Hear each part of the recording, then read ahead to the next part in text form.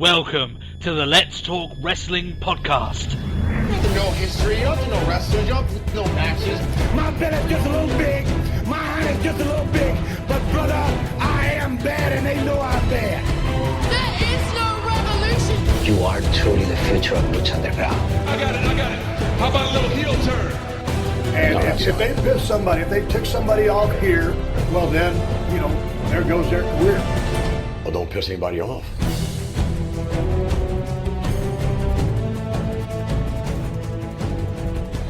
Hello everyone and welcome to the Let's Talk Wrestling podcast. The wrestling podcast will review Monday Night Raw, which unfortunately was pretty boring as all hell, and give you guys the wrestling news of the week, and now featuring trivia. Oh yes, seems like you guys enjoyed that last week, and the trivia master, or maybe the quiz master is the better way to put it, is Turbo Tony. That is myself. Thank you all for joining us here on this show. But I don't do this alone. There's someone I need to quiz on a weekly basis for your enjoyment. And of course he is back this week, as always, for the last time before you come over to do the next episode live with me. Not live, but with me anyway. Yeah. Is it the next episode? Yeah. You sure? Oh, no, it's not. No, we're doing that one just early. I'm completely out of whack. Don't take anything I just said there. My schedule is fucked, but we'll go into that in a minute. But he is a man who was the first to see and vomit at the nude pictures posted on Big Van Vader's Twitter account. It's Matt Marsander. And there's no recovery. No, it's not. I don't know where you're meant to go from there. Yeah, I heard that your life changed and not really for the better. I don't know. No, it's just like food doesn't taste quite the way it used to, and life. Yeah. It's all wrong. I know. Apart from that, how have you been this week? No, I've got no real complaints. Yeah. So, it's been a long week. Yeah. And especially when it's all like, I have a choice. Do I wish to watch Raw, Aztec Warfare, maybe? And unfortunately, yeah. Yeah, I mean, one of the things with that is that I have reviewed it here on the channel, but I get the feeling that we may have to end up talking a little bit about it, just you and me here on that on this weekend. So, yeah. You've watched the entire thing now, I'm guessing. Then, yeah. Yeah. That was a lot of fun. In fact, we'll just do that in a procrastination. That's fine. We'll do that. But first of all, Matt, we've got plugs to be doing. We've got to get them out of the way, of course. If anyone here listening wants to become part of our new subscriber base that is now over 600 subscribers, Matt. Tasty. I like dem apples. You can also interact with us on our Facebook account, facebook.com/Let's Talk Wrestling Podcast. You can interact with us via our Twitter handle, which is @TalkWrestlePod. It is @TalkWrestlePod. And of course, you can send us any private emails or audio questions to our specific email, Let's Talk Wrestling Podcast @gmail.com. Now that's all out of the way. Everyone knows here on this show that we do procrastinate a bit, but Matt, I feel like we have to forego that this week to talk about wrestling, which is quite shocking, but about Aztec Warfare. What a show. I completely agree. I loved it. I loved all of it. I loved everything. It was a delectable slice of pro wrestling this week, shall we say. I will probably go back and have to watch it again. Oh, yeah, without question. I've watched the ending 10 minutes of it, literally about 3 times since it happened on when I watched it on Thursday. So it hasn't been that long really, but awesome stuff. I do hugely recommend, if you guys want to know a very good summarization of what Lucha Underground kind of is and all the different rivalries that are currently going on, Aztec Warfare is the place to go. Yeah, it's quite good. It's you've never watched an episode, you've never watched Lucha before. Watch Aztec Warfare. Exactly. Because you get a pretty good sort of gauge on who everyone is and any previous stories, especially considering they even hinted back to Ultima Lucha of last year. Yeah. And it definitely felt as if like the first chapter of like the new season has ended and the second chapter is starting up now. Yeah, agreed. In regards to that, just awesome, just loads of fun. The monster. I tell you what, Matt, one of our questions in the fan feedback this week kind of relates a little bit to this, but that excitement feeling. But it's one of those things, Matt, that when Lucha Underground gets beefed up and pumped up for something, they normally deliver on that hype that they build up. Oh, yeah. Themselves. So, which is really cool on that front. Is there any non-wrestling activities of note that you've been doing this week? No. You're a workaholic, damn it. You need to take some time Unfortunately. off. Well, I will be. Yeah, you will. Better make yourself ready. Yeah, I will. I will be. It will be a hell of a lot of fun. For people that don't know already, I should probably tell them now. Matt is flying over next week, and we are doing the live review of WrestleMania 5 minutes after it finishes, and we're doing it on the live stream here on the channel. Matt will be next to me for that. We'll be right next to each other. We're watching WrestleMania together, so yeah, which will be a lot of fun. I'm watching the Raw to WrestleMania. We'll be watching that as well, most likely, and things along those lines. So plenty of stuff that we're going to have a lot of fun with. With myself, still got to try and make room for NXT. Jesus. Yeah. It's and the Hall of Fame ceremony. Don't you forget? So that's true. Yeah, next week, guys. Is well, do you know what the thing is? I'll be over by the time that's on. Yeah. Well, no. Well, technically, we'll be recording the next week episode by the time that starts because it's on a Friday. Is the Hall of Fame? No, NXT's Friday. NXT's Friday, yeah, and then the Hall of Fame, yeah. I'll probably be watching the Hall of Fame as you come into my house, actually. So yeah, that's probably where it goes. Well, it's Easter, so happy Easter to everyone. Awesome. Happy Zombie Jesus Day. By the time that everyone is listening to this show, my children are going to be hopped up on so much chocolate that I'm going to be spending my day trying to peel them off of the walls. So, if you're having a calm day, just let out a little bit of cross your fingers to hope that my children haven't physically eaten me by that point. So, yeah, it's always crazy. I'm going to eat chocolate though. Have you got any Easter eggs, Matt? Do you know that? I don't know if I've got any. I know I've definitely bought some. Oh, good. What, for yourself or for your family? For others. Oh. I'm not such a narcissist. I was like that. I feel the need to buy them for myself. Well, I guess that's where things are a little bit different because sometimes you want what we call here the hidden egg, right? Where you hide an egg, you don't quite remember where it is, right? It's been hidden with the specific reason that I won't open it tomorrow, and like a week down the line when I'm clearing out my pans and all that crap, there's an Easter egg there for me, a nice little surprise. I just forget about it. The hidden treat. Yeah, there's my little tip there to everyone there. The hidden Easter egg. You got to hide it from yourself. It's good stuff. All right, Matt. I would procrastinate more on this show, but we have a fucking ton of wrestling to speak about. Indeed. And I'd like to say that it's gonna ease off next week. It ain't. Next week it gets worse. It's gonna get mental. It's Mania week. Of course it'll be worse. Yeah. And the most sort of like, to be fair, the most anticipated NXT as well. It's gonna be a fucking. It's gonna be a tough week for me anyway. I'm gonna be working pretty much non-stop throughout the week on stuff to do with the podcast, and then watching things, and then reviewing it and setting up shows.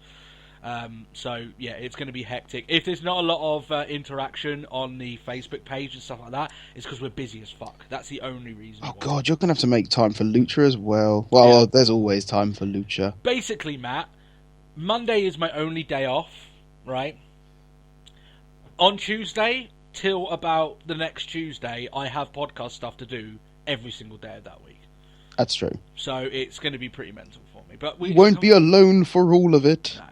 But here on this show, guys, before we even get to that, we've got our news section, of course.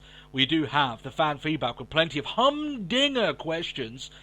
And, of course, we do have our predictions for NXT Takeover Dallas because we won't have time to put that out by the time that Dallas actually airs. Yeah. So we're putting that out this week. We also have, well, there's not really much NXT report card because we're doing our predictions, but we have Matt's super sexy, amazingly difficult but intense, awesome challenge, which I wasn't going. Matt, I was under the impression that I was only going to do this once every now and then. Everyone loved it, so it's now becoming a weekly thing. So, yeah. This week is multiple gimmick riddles. So there we are, just to tease you guys. And of course we've got a Raw review. If we run out of time, then we may have to just skim over some bits towards the end of the Raw review. You know how it kind of goes. We hit 2 hours far too quickly on this show, and yeah, it's probably going to happen again. So, Matt, we need to get started. Are you ready for this week? I am. Let's do this then.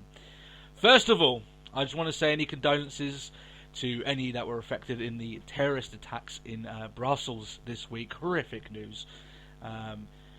It's times like this that makes you feel like really horrible as a part of a human race that's able to do this upon ourselves. Really sucks. I don't want to talk about it too much. This isn't the sort of podcast that would speak much about this, but I felt, Matt, it was right for us to at the very least make some sort of statement in regards to that. To acknowledge. Yeah. Wrestling news then. Luke Harper is reportedly injured. He's apparently a fan spoke to him, and he was quite blunt back and saying, "Oh yeah, I'm out. I'm injured." Yeah, so, he's done. Yeah, he's on the shelf.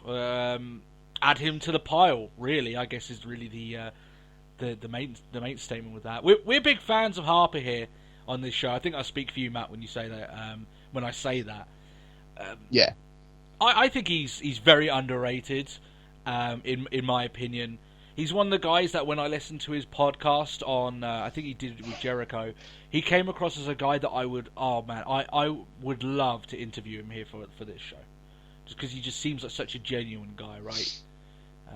He seems like a guy you'd really like to share a beer with and just have a nice chat, you know. Yeah, definitely. You couldn't have that sort of interaction with someone like The Miz, who doesn't seem like he can turn himself off.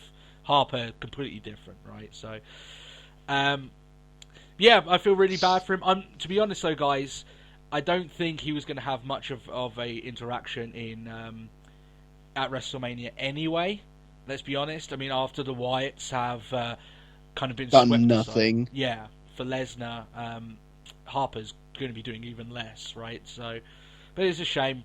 There's a lot of injuries, Matt, on this roster, and you know what? Whenever we start getting one or two guys back, it seems like 3 or 4 end up going onto the injury list. It's becoming a real problem at the moment, and we hope it doesn't happen anymore. That's the only thing we can say about it. Unfortunately, though, I don't see that happening. I think we're going to see more and more injuries as time goes on. That weekly wear and tear, I'm sure the human body is just not meant to sustain that much damage over and not have any rest, right? So, still.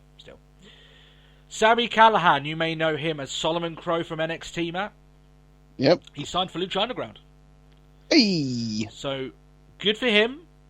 It's an acquisition, Matt, that I'm not too sure about, and maybe it's because of the fact that I know quite a few people sing this guy's praises from the indies, but the only interaction and experience that I've had with him was in NXT, and I have to be brutally honest, he didn't impress me at all when he was in NXT. I thought he was nothing that special.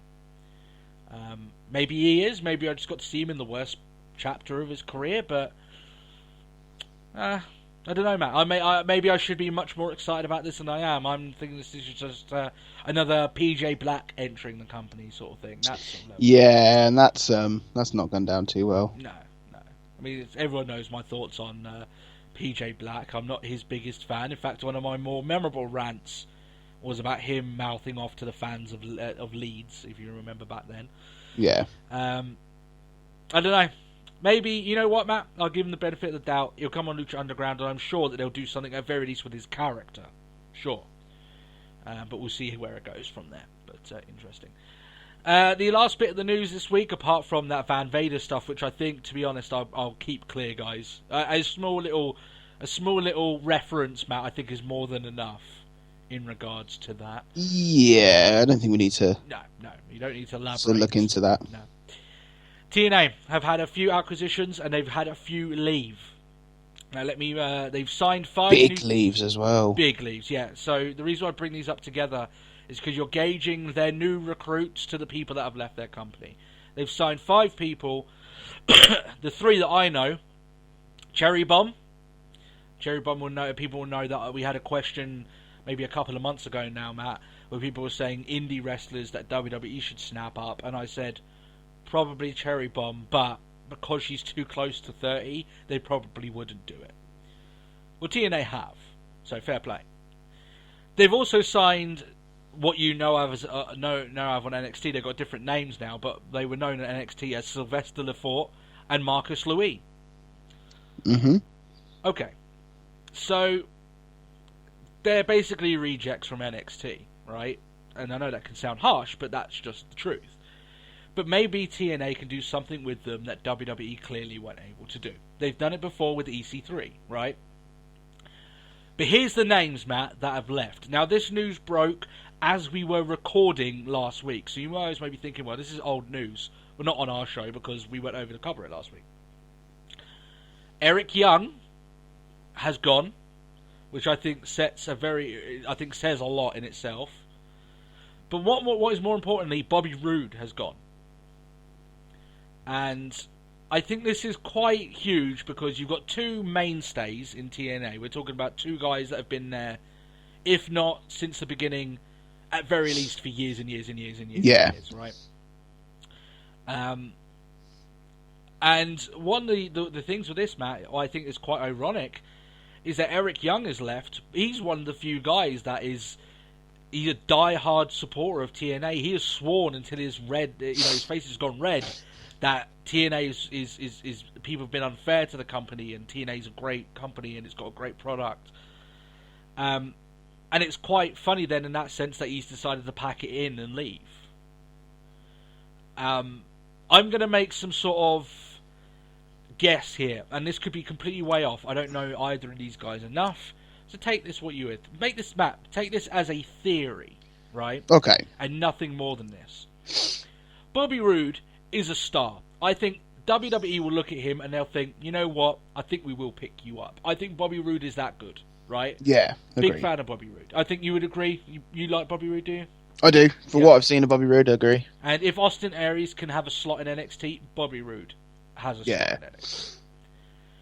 I think, and this is a theory, just take this into perspective here, guys. I'm not saying this for sure, that Eric Young left when he did because he's trying to get into NXT as a double package with Bobby Roode. Now, there's a lot of holes in that, and I don't think WWE will. But I can think of one problem with that. Go on. I think they can come in as their own individuals. Oh, I don't mean that, Matt. I don't think they're going to sign him as a tag team. I don't think that's what he's hoping. Oh, right, but as a pair of signings. Yeah, but as one guy negotiates, he brings up another guy's name, they negotiate together, whatever, right? That sort of thing. Almost like he kind of hopes that it'll end up being a little bit like the New Japan thing, where they went for Styles, and then that stretched out to Anderson and Gallows, and then whatever, right? He's hoping that maybe I'm off of this, and like I said, this is just a theory. But if that is the plan from Eric Young, I don't see it happening. I don't think WWE looks at him and says, if you stack him up to all the other talent that they've picked out from other companies, man, he's very low on the totem pole. You're looking at Nakamura, you're looking at Austin Aries, you're looking at Finn Balor, right?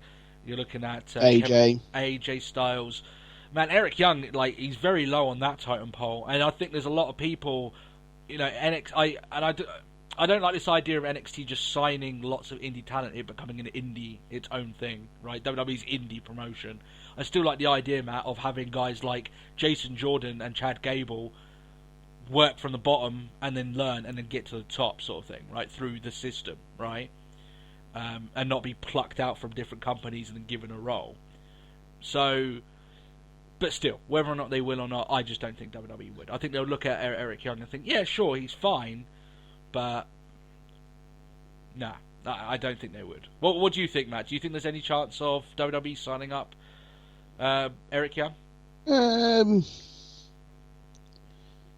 I don't. I can kind of agree with you when the fact there's I don't think he'll be first on the list.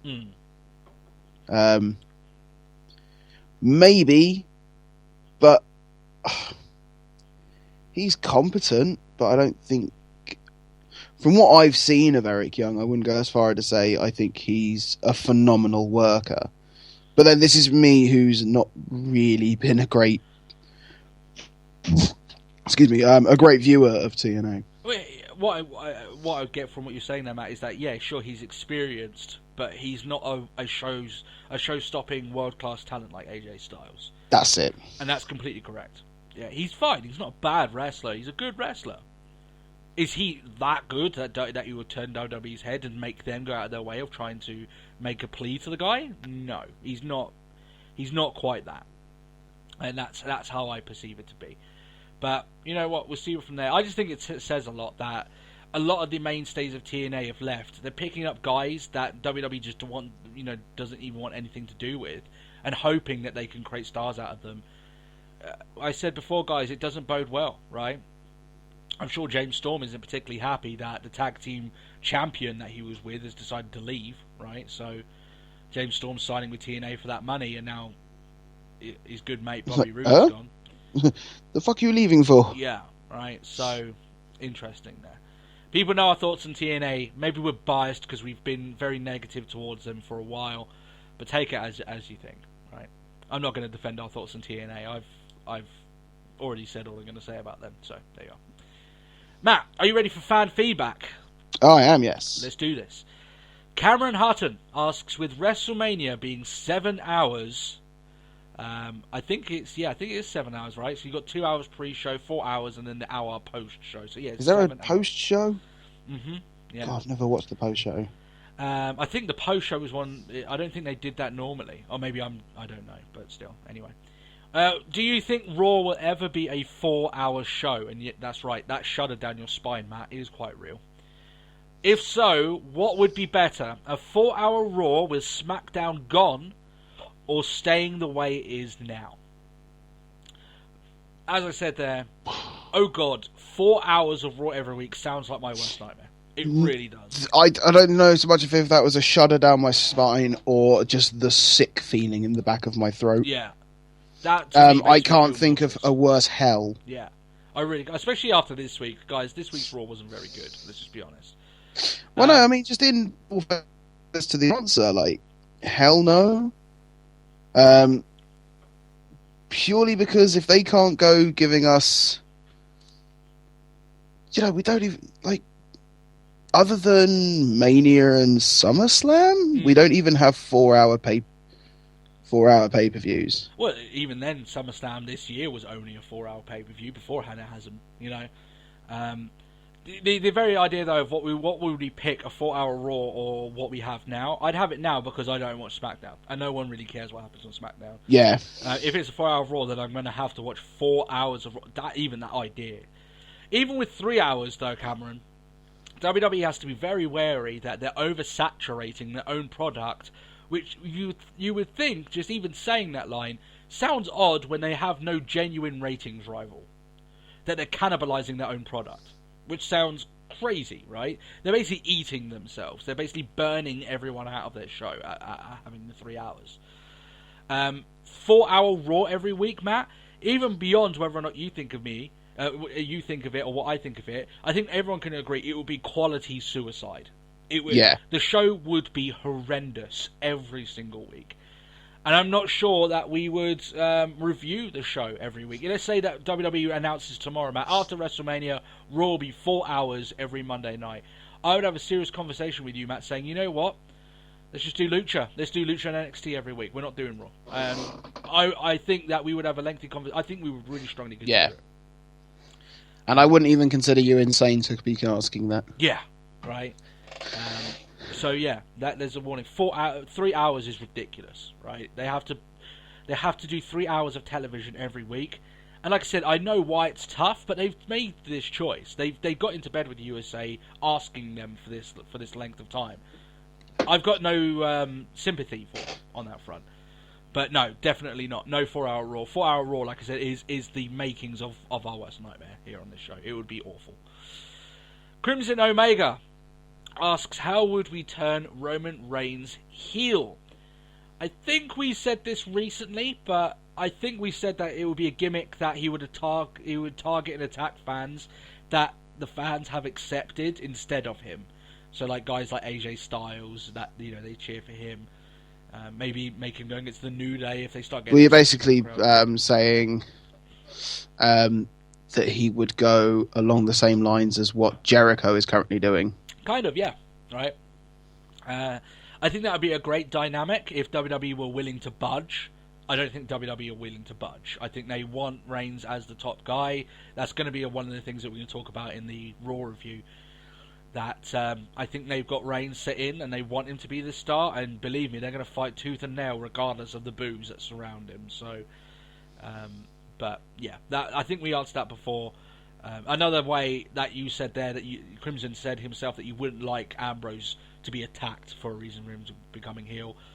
I don't mind it. It sets up a decent rivalry, but you don't need to do it that way. You can do it different ways. So, still. Dale7402 has a couple of questions. First of all, will we ever get that feeling back of pure excitement in wrestling? Where, you're just so excited that you can't wait for the next episode and along those lines. Is there any hope on that front? This is a really interesting question, Matt. And the reason I say that is because I would like to ask you a question before I go into my response, Matt. What was the first time you remember being hugely excited as a pro wrestling fan? Like, as in you could barely contain your excitement. As a recent time, or no, just first time that you can remember.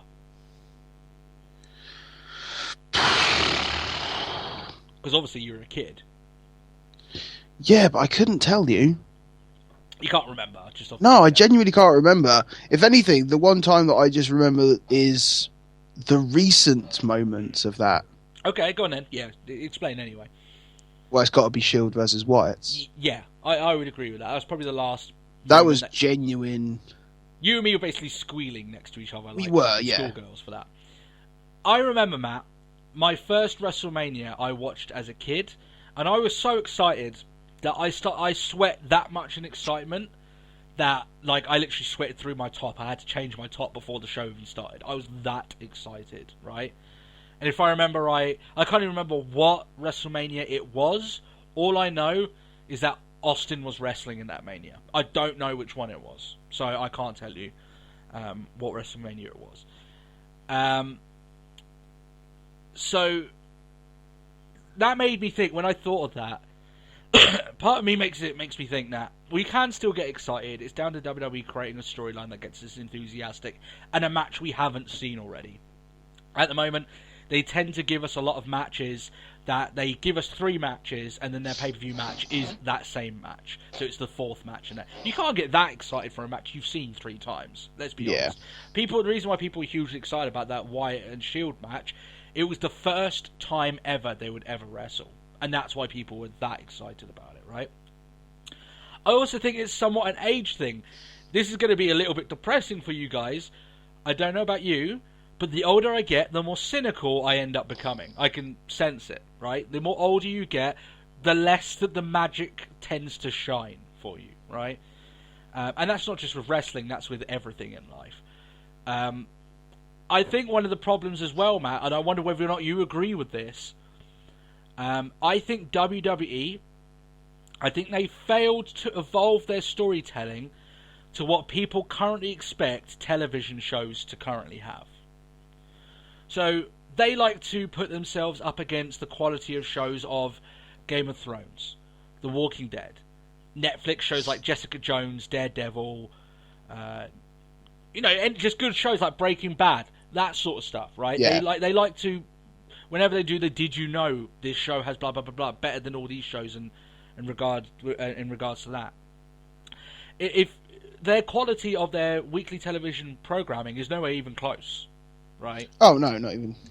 It would be insulting to put WWE Raw next to those shows.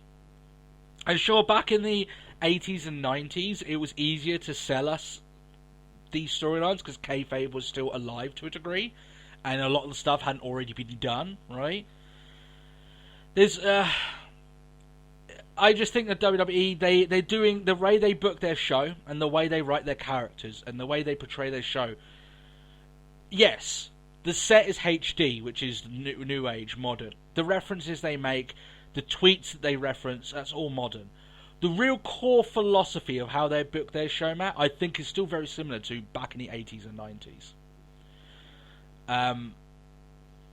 And that's part of the problem, right? And there's just first of all, there's just too much wrestling at the moment, as I said earlier on. There's always hope that you get that feeling of excitement. I get that now from Lucha Underground. I'm sure people are going to be sick of me putting my tongue on Lucha Underground's butthole, but it's true, right? I get genuinely excited for Lucha Underground. But I don't think WWE is going to really recapture that unless they drastically change their ethos and their booking style. And I don't think with Vince McMahon being around, I just don't think that's changing anytime soon. So yeah, that's my honestly thought of it. So I'm guessing it's quite a depressing response, but that's my my take on it. What's what is I genuinely just had a thing to add on to that, but now it's just completely skipped my mind. Well, if you think of it, you can always bring it back to that. So yeah, that's true. That's good stuff. Yeah, I would say that. And like I said, some people are probably going to fire back at me. You're being a bit negative towards WWE, putting them up against shows like Jessica Jones, Daredevil, Game of Thrones, whatever.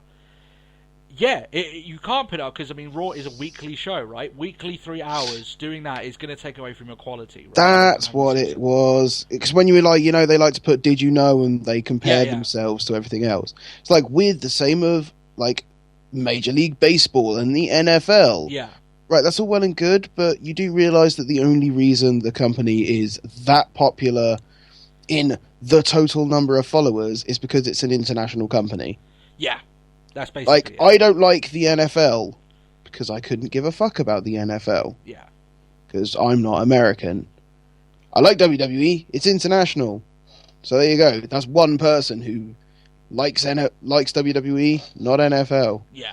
Oh, no, I agree with you. They've already got one over on companies like that. But in regards to that statement that I was saying about them, people may label what I just said there about putting them next to shows like the Netflix shows and stuff like that. And that's being unfair. I'd say, first of all, you're completely correct. WWE has to play by different rules.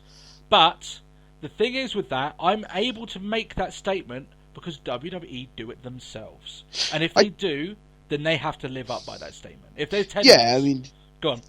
The one thing I'd sort of like, if we say they don't want to live up to it, then why was it at one point we constantly had, do you remember during... What feud was it? I swear it was Hornswoggle and fucking Torito. Okay, yeah. You had JBL making Game of Thrones. Yeah, you had JBL making Tyrion references. Yeah. It's like, I get it. It's it's a big show right now.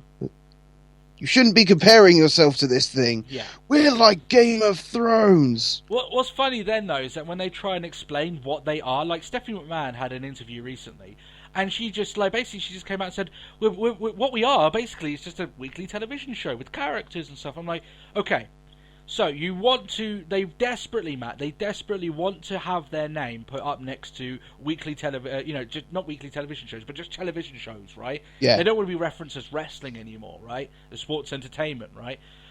So they do want to be compared to these shows TV, that I'm comparing them to. And if they and I'm saying to everyone now, in terms of quality, you cannot compare the two. It's almost insulting to put WWE Raw as a television show, not as a wrestling, because I love wrestling, but as a television show, and stack it up to next to Breaking Bad. Jesus, that's quite insulting. It really is. Like, there's no comparison right there. So that's what I'm saying it with that. But still, we went on a complete tangent there. But you do have another question here, Dale, and it's regarding Sting. And you ask if we think that he's just waiting until the Hall of Fame to make his official announcement on retiring, or if he's holding out for another match. And this is with the news that came out last week from TMZ saying that he was about to announce his retirement. Yeah. Right? Now, since then, Matt, I'm sure that with the TMZ thing coming out, if he was retiring, WWE probably would have made a statement out by now. Oh yeah, if TMZ got leaked it. Yeah. I actually think, and this may sound crazy to a lot of people, I think he's holding off for another match. I don't think it's wise. I don't think he should. But I think he's doing that. You look at his statements. He's saying, "Oh, we don't know what's going to happen. Anything. The only thing with Sting is that nothing's for sure, right?" That's it. He would be playing down him not having another match. He wouldn't want to get people's hopes up if he knew he was retiring. He would just say, "You know what? It doesn't look like it's going to be that way." What he's basically saying is, "Well, why not? I could have another match," and I don't think he would be saying that unless he genuinely thought there's a decent chance of him having another match. I get the feeling, Matt, that one of the main reasons why he wants another match, I don't think he wants his career to end the way it did. Yeah. You know, with people remembering him as a guy who couldn't leave the ring on his own accord, right? Who collapsed in the ring. I think he wants to have a match where he can walk out, have his moment, and people remember him for leaving in that way rather than in a crumpled heap in the Seth Rollins match.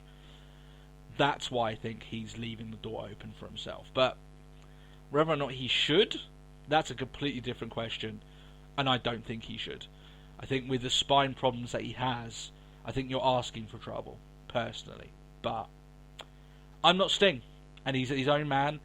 If he believes that he has to live and die by the choices of whether or not he wants to try another match, it's his choice. And WWE's, of course. But what do you think, Matt? Do you think he's retiring, or do you think that he is holding off? I'm on a similar mindset. If it was going to be the real deal, then somebody would have said by now. Yeah, I think there would have been a statement made. That's just my opinion on it. I think that something else would have been said, and all the things that Sting is saying is just he's leaving the door open. People don't leave the door open unless they're genuinely thinking that they want to. Yeah. That's my opinion on it there. So. But then, to be fair, we are talking about WWE, and they're pretty good at keeping secrets. Yeah. I just don't see it. And maybe it is. Maybe this is like a Daniel Bryan thing where he wants to wrestle, but he just hasn't accepted it yet. And WWE are telling him, "We're not letting you do it. We're not going to let you wrestle again." No, but come on. Yeah. No, for your own good. Maybe it's one of those things, but I don't think Sting wants to retire yet. I don't think he wants his career to end the way it did, and that's that's my opinion, and I could be completely wrong with that. Alex from Wrestling Boom asks, "Would we rather who would we have rather have been pushed back in 2005 instead of John Cena? Basically, who would we have picked to replace Cena as the star and the face of WWE?" I've got a bit of a bullshit answer to this, I have to admit. Okay. I think that whoever would have stood up and Vince would have picked, I think Vince would have booked them exactly the same. I think I've said this before, actually, that I do believe that if Vince had picked someone else apart from Cena, for whatever reason, we would have still had John Cena, sort of thing. You would have had John Cena just under a different guise, right? Yeah. The way that you look at it, if I were to put myself, because basically what you're asking me to do is put myself in, well, not really, you're not really asking me, you're asking me who I would have liked to have been pushed back then. But the way I look at it is that, if I was in Vince's shoes, right, if I put myself in Vince's shoes with that choice, then he actually made a great choice back then. And the reason why I say that, John Cena is a guy who works ungodly hours. He has charisma. He's willing to put his own aspirations on the back burner if the company needs him to. And it's only now, after like 15 years of him wrestling, that he's looking at stretching out beyond WWE, right?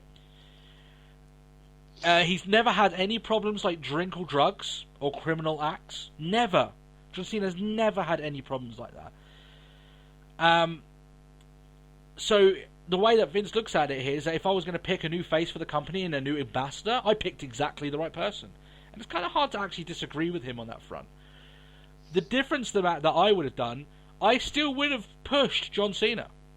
My difference is I would not have only pushed John Cena. Yeah.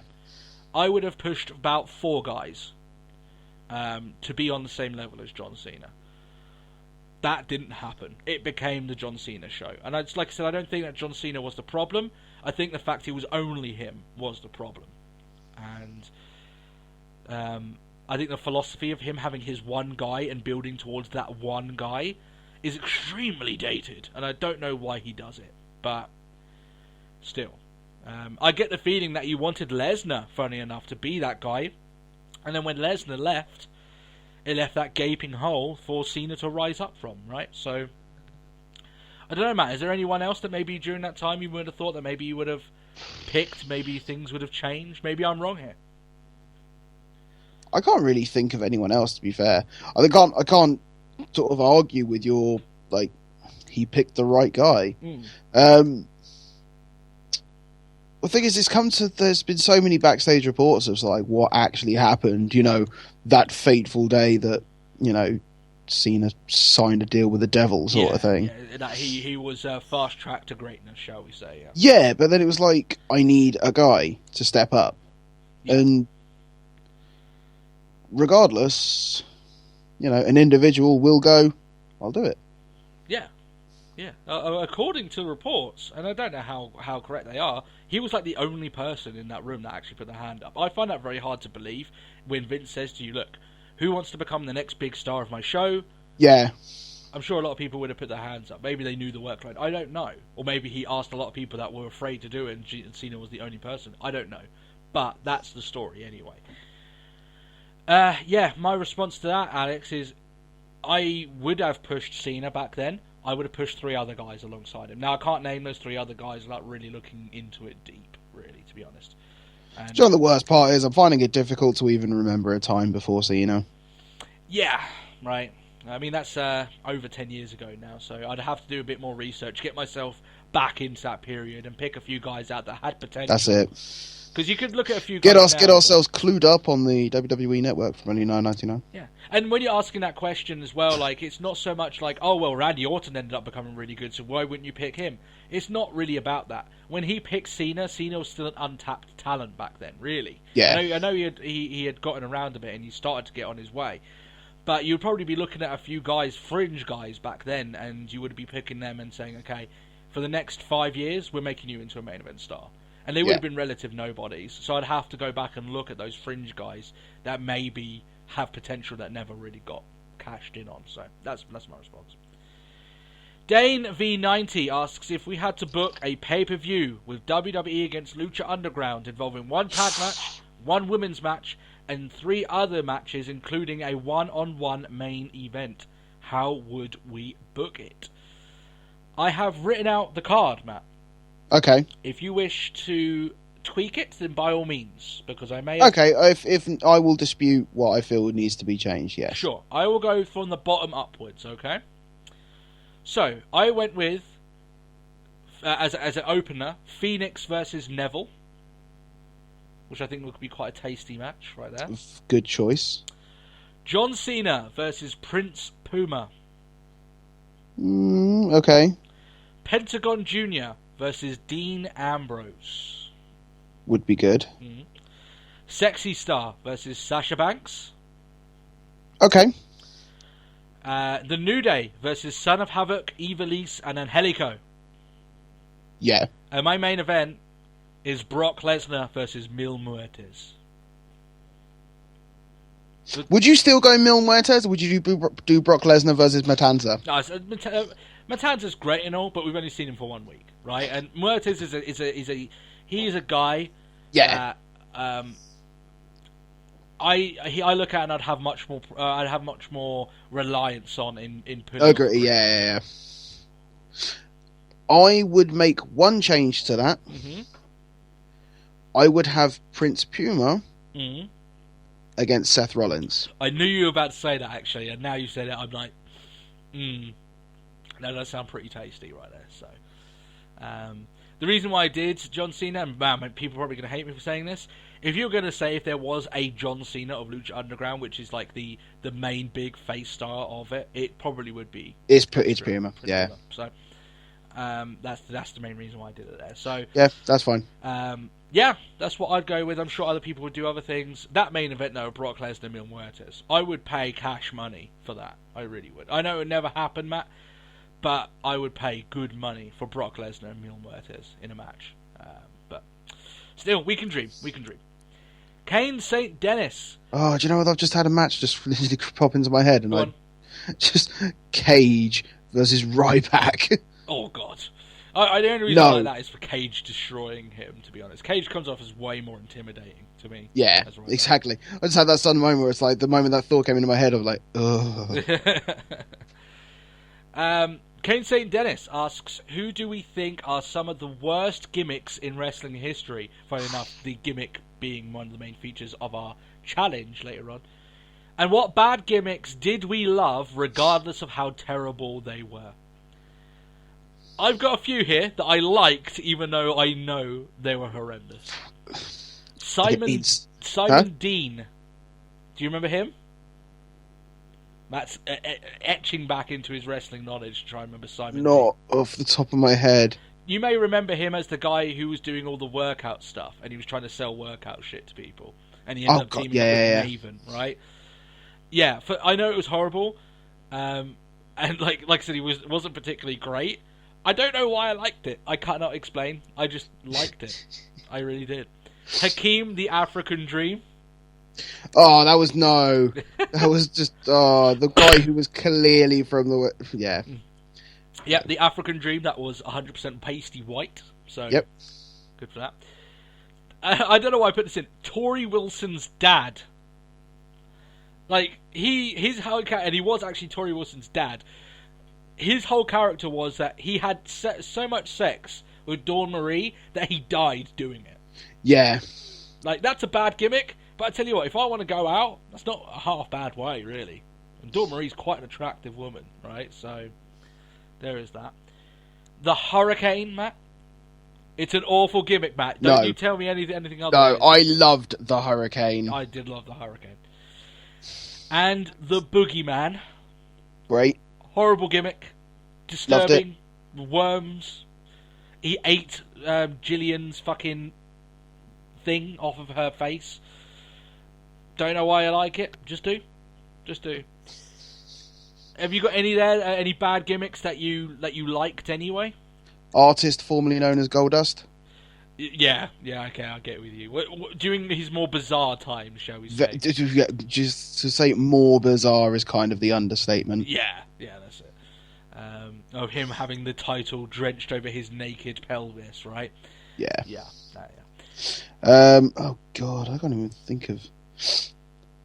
I do like the gobbledygook. See, now that you said it, like anything hurricane related, even superhero in training. Yeah. Loved it. Oh, Rosie, you fat fuck. Yeah. So good. Yeah. Now, in terms of just so bad that they were just bad, Fake Diesel and Razor Ramon, I think they were horrific ideas. Yep. Mantor, I think Eugene was extremely offensive and wasn't really... Oh, no, you do not say bad things about Eugene. Yes, I do! He was horrendous! You do not say bad things about Eugene. I loved Eugene. He's one of those gimmicks you like. Completely. I thought he was grossly offensive. I thought he was great. There's loads of others. Festus, I didn't like. Yeah. In fact, I think actually on Edge and Christian's show, they've actually got like a bracket of suckitude, I think they're calling it, and it's basically all the bad gimmicks. So, and I'm sure a few of them there that we just said are on there. So, but yeah, some of the actual promos with Simon Dean, I don't know why, guys. It's horrific, but I don't know why I like it, and I liked it back then as well. I thought it was pretty good, and I don't know why, but still. So, Billy McGee asks us if there is any football teams that we support.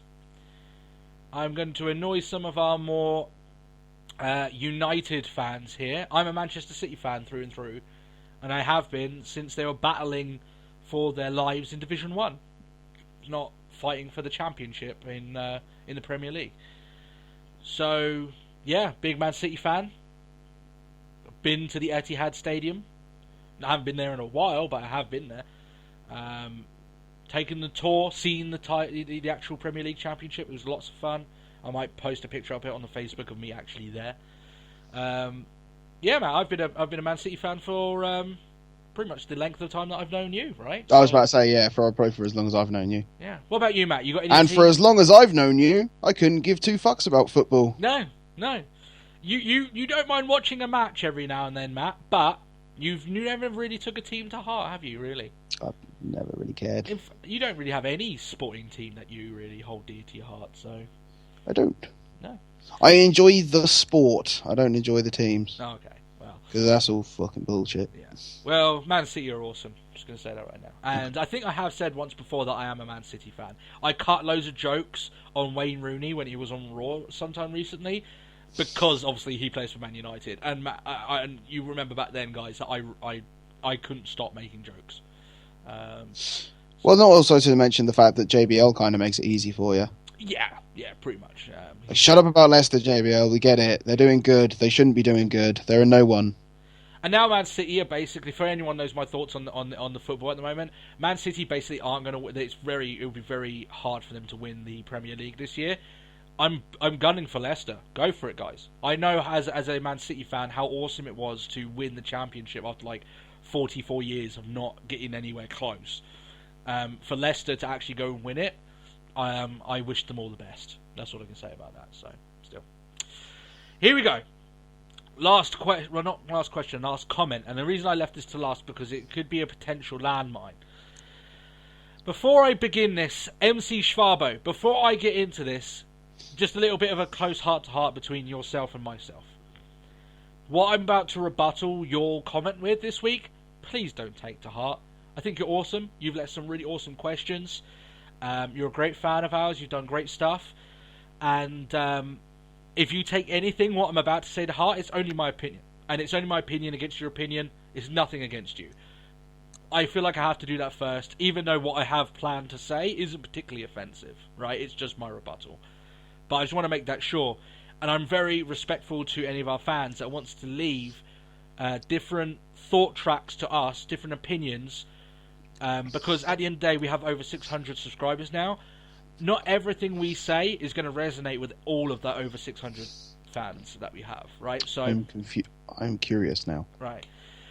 Basically, he disagrees with our views last week regarding Vince McMahon and his thoughts regarding NXT about yeah. Of that. I'm not going to go into everything that was said. You can guys catch it last week. It was quite well worded.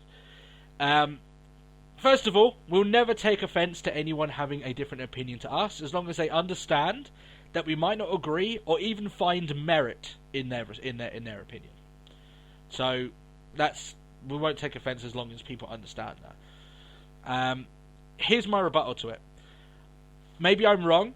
I don't think we said anything regarding not seeing anyone from NXT get the World Championship. Maybe I came off wrong, but I do think some guys at NXT have a chance to win the WWE title down the line, but I think it's going to be very hard for them. Because Vince has got his guy in Reigns, right? And that's basically the point of it here. I think there's not as many slots for people in NXT to go up and earn their chance to win a championship as there was back when the Shield popped up. There is a chance. A few guys I think have got a chance. Apollo Crews, Finn Balor, and a few other guys, right? Fair enough. The main point that I had last week, which I would like to elaborate on, is that the guys from NXT, their efforts and their qualities doesn't directly translate to success on the main roster. And when I brought up Tyler Breeze, when he said there that you believe that Tyler Breeze is nothing more than a sort of step down Dolph Ziggler, right? Even if you think that way, it's not a good enough excuse for not even giving him a single chance. And for not letting... it doesn't really hold water to me. This idea that he's not as good as Ziggler, so you shouldn't give him a chance. They could have given Breeze a chance. They could have given him vignettes. They could have very least tried to educate people on what his character was. They gave up on him way too early. That's my opinion. And I think it set a bad precedence to the NXT crowd that they fear that it's going to happen to them too. Whether or not it will, I think that's what they will fear. People dislike Vince because he has a very different criteria on picking his stars that don't particularly relate to what fans enjoy in pro wrestling. Let me elaborate. Fans don't particularly care how well someone comes off on Good Morning America, or how good looking they are in photo shoots, how many interviews they're willing to do, how little shit they're willing to give to the company if they're treated badly. All they care about is whether or not they enjoy them wrestling and they enjoy them speaking. That you being great in the ring and being a great speaker doesn't directly translate into you having success onto the main roster.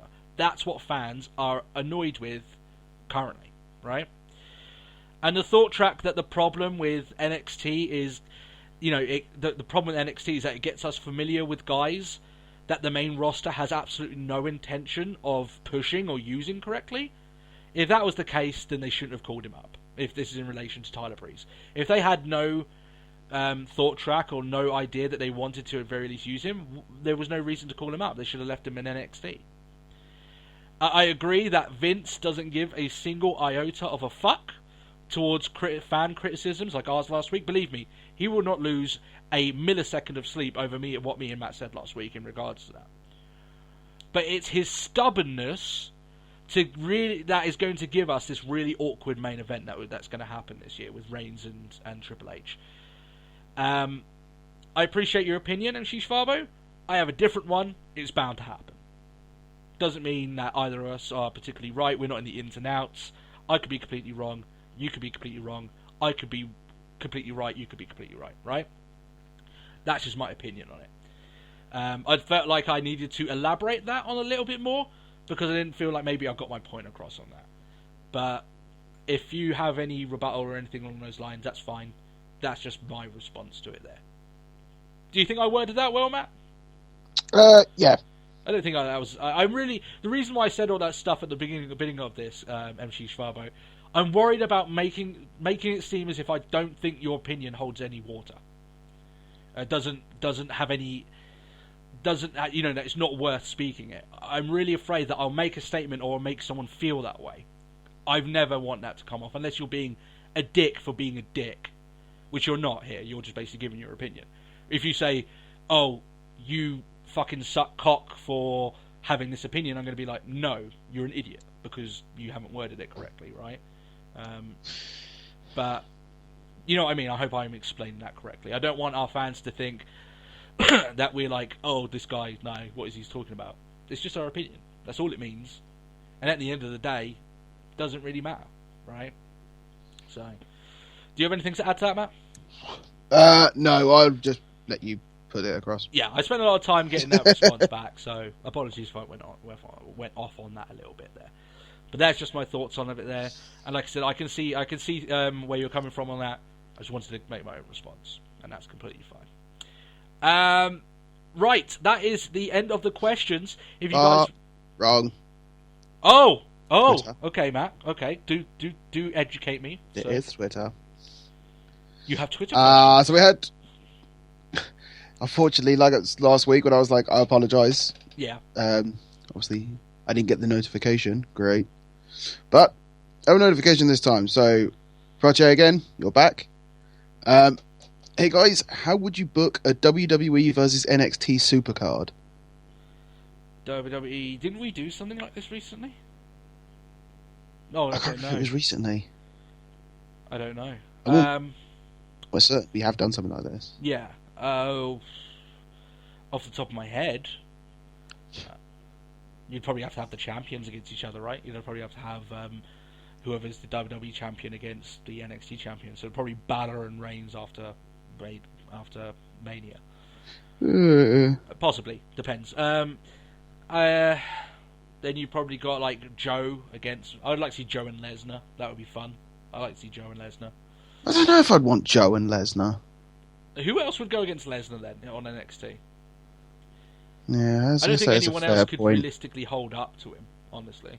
I think Joe's that badass of a guy. Yeah.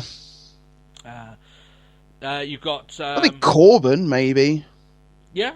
Well, maybe. Maybe. You still have to take a lot of damage in that match. He would be... Well, yeah, that is very true. Yeah. The New Day against American Alpha, probably. Yeah, I was just thinking that. Just in the fact that I think American Alpha are the best tag team in NXT at the moment. And Asuka versus Sasha.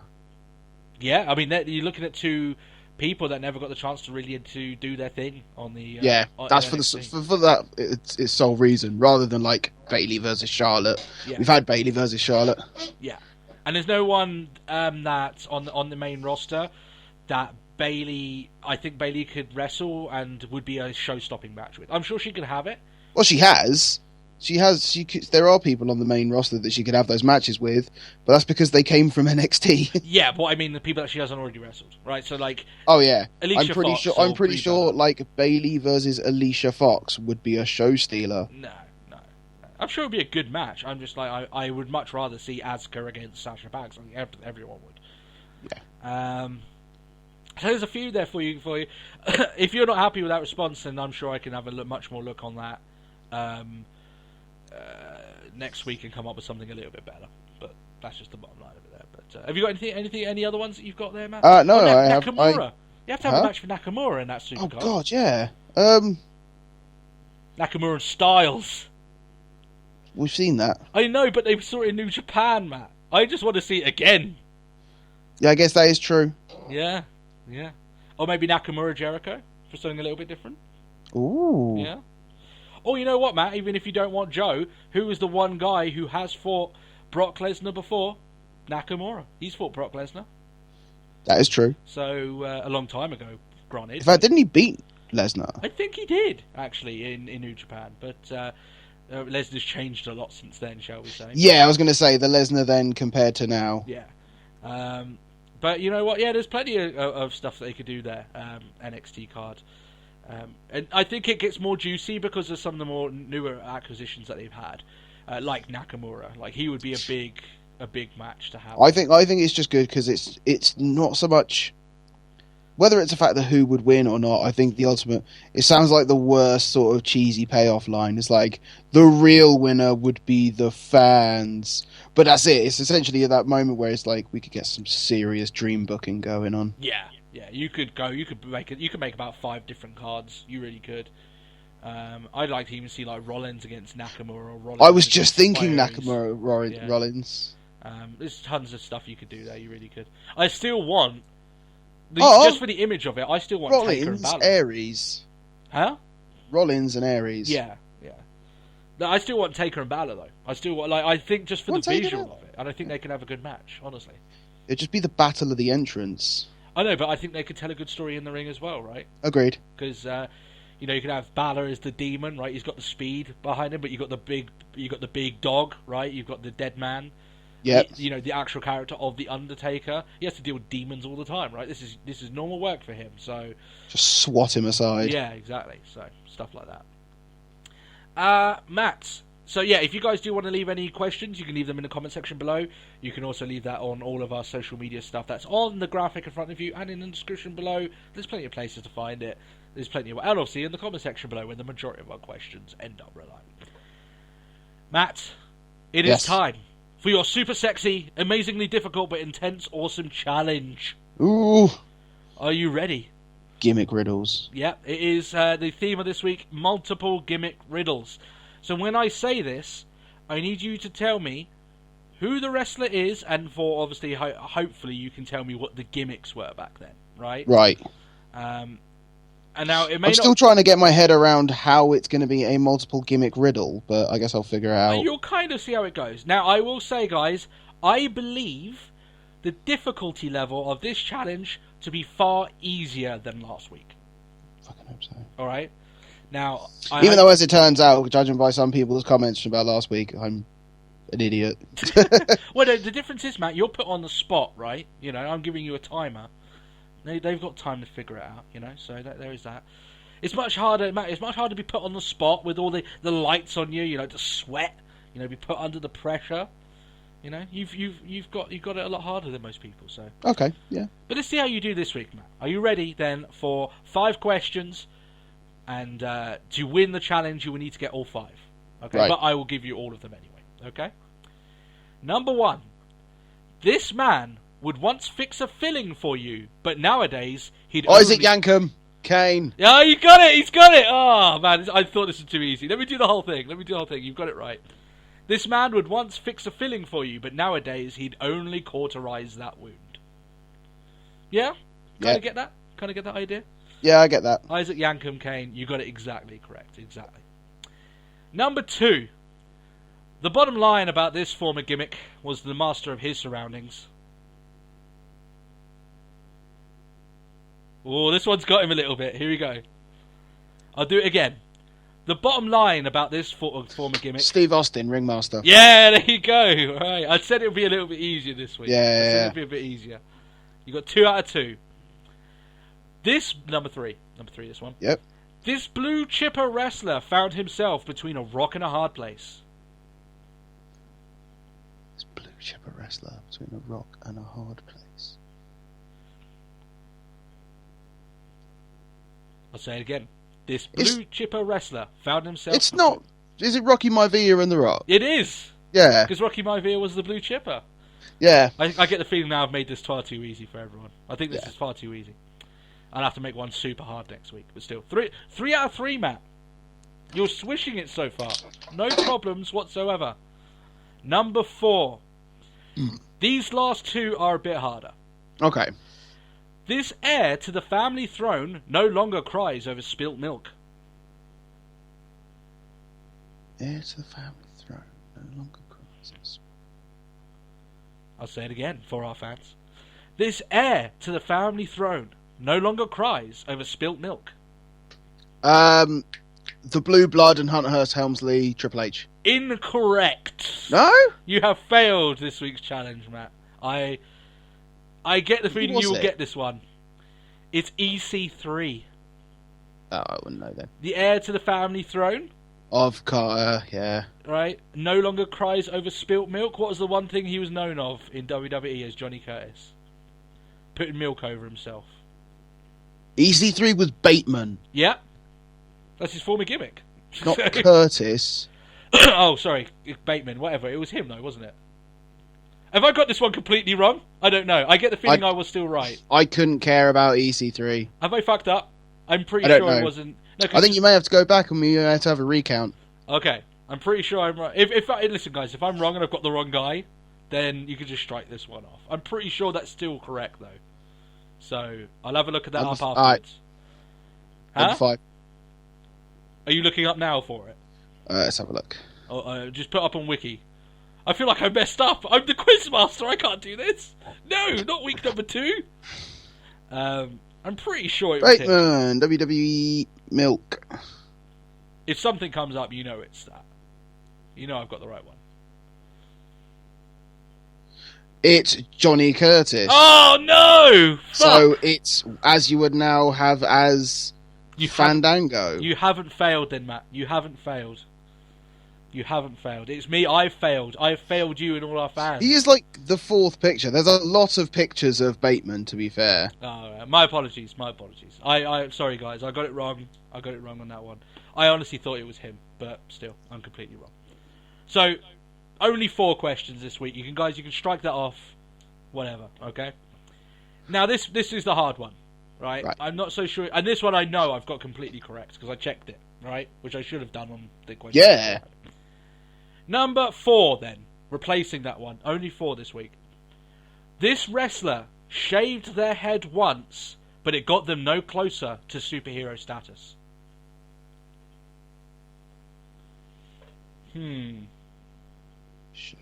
This one's a little bit harder. This wrestler shaved their head once, but it got them no closer to superhero status.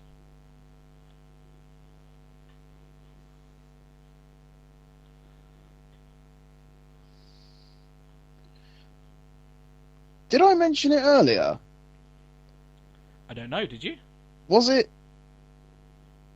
Oh, I've already forgotten his name. Oh dear. I'll do it once more. Rosie. Is that your final answer? Yeah, and the superhero in training. Okay. You're close, but no cigar. You're very close there, Matt. It's actually Hurricane, isn't it? No, it's not. It's Molly Holly. Do you remember her?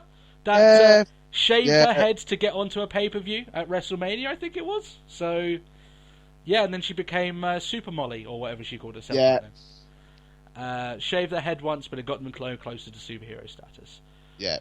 So, despite my mistake earlier on, you still didn't complete the challenge, Matt. So, I apologise, Matt. I will say that I won't hide how pleased I am that my mistake didn't cost me my first loss in this challenge. So, There we are, guys. If you guys got that right, I do apologise about number 4. I can't believe I made that mistake. But I'll, if you guys got all of it right, let me know if you got something right. I do think this one was easier than last week, because last week the Usos lyric challenge, the Usos lyrics for last week were just evil. I can't even believe that some people actually got it. I really can't, because I didn't know. But yeah, the multiple gimmick riddles. If you guys like this style of Matt's super sexy, amazingly difficult but intense, awesome challenge, then I'm going to put this shit on rotation, and I'll come up with more, and I'll just be a little bit more careful about it next time. And actually check your answers. If you've got 4 out of 4, that's right. There's going to be some people now that I hope they didn't pause to get themselves more time, and they're just like, what the fuck is this? I can't think of for ages until they listen to it back, and it's like, oh, you got it completely wrong. You fucked up. You fucked up. Cue the Philly crowd. You fucked up. I would normally, if I were anyone else, I would probably cut that out in editing. But I want people to know that I'm not infallible. I make mistakes like everyone else. I am not God, not yet, at least. So there we are. So Matt, what do you think that next week's going to be for your super sexy, amazingly difficult but intense challenge? I couldn't even say. Do you think? I don't know. Do you think you're going to do it next week though? I said. No doubt. Give it a damn good go. You give it a damn good go. I think you did really well, Matt. I think you did really well this week. And I'll tell you what, if this was a week where we started doing it, where we're giving out prizes for you getting all of them correct, then I probably would have given it to you for this week, just because of the fact I made the mistake. So yeah, I will say that here on the show. Compensation. That hasn't started yet, because I haven't even decided what prizes we would do and how we would even do that. But it's something I'm looking at doing down the line. So there we are. So if I get it right next week, you're paying for my meal when I'm over. Okay, all right. We'll do that. We'll do that then. Considering we know how much it was, just like we could go out for food. Now you've done that, Matt. You know how frugal I am. I'm going to make it the most hardest fucking trivia you've ever had. The most niche things that you'd have to listen to someone's biography to even know, right? So this one jobber performed once in 1973. He wrestled on a dark match for this company. Yeah. That's probably what I'll have to go towards, but still, I hope you guys are enjoying the trivia. It was just something I planned on just putting in randomly. It seemed like you guys really liked it, and if you guys really like it, I'll keep trying to do it every week. It might not be every week, because I might not have anything interesting to do that week in terms of trivia, but I'll try. I will try. Pretty sure it's not going to be next week. There's enough to go. There's enough to go before we even consider seeking questions. Yeah, to be honest, next week I'll try and get it in there, but I can't. You know, well, I hope so. It's going to be. I'll try and get it done. All right then, NXT predictions. Just a quick talk about NXT this week. I watched it. Decent show. Right, it's worth a watch. I won't talk too much about it because we don't have time. I thought the video package that they did for American Alpha leading into their tag team match at Dallas was amazing, and this is part of what I was saying earlier on in that rebuttal about how NXT does a great job of teaching you these guys and humanizing them for you and giving you video packages of them. And thing is, I think those who watch Breaking Ground got a fairly good idea of who they were in the first place.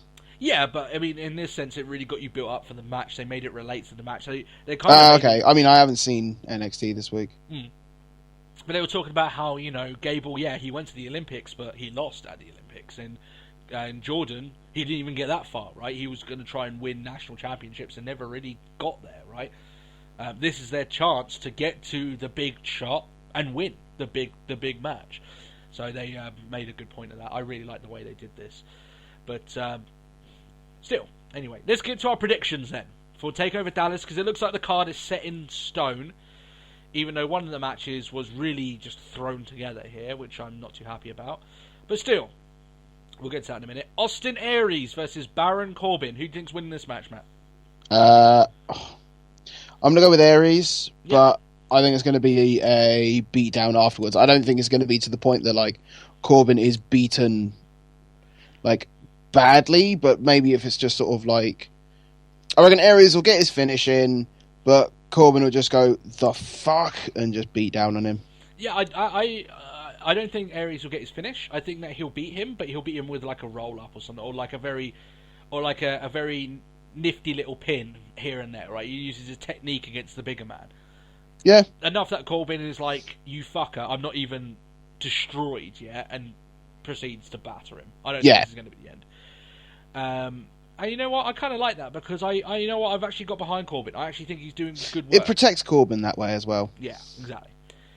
Shinsuke Nakamura versus Sami Zayn. I think we know. It's Nakamura. Yeah, it's Nakamura.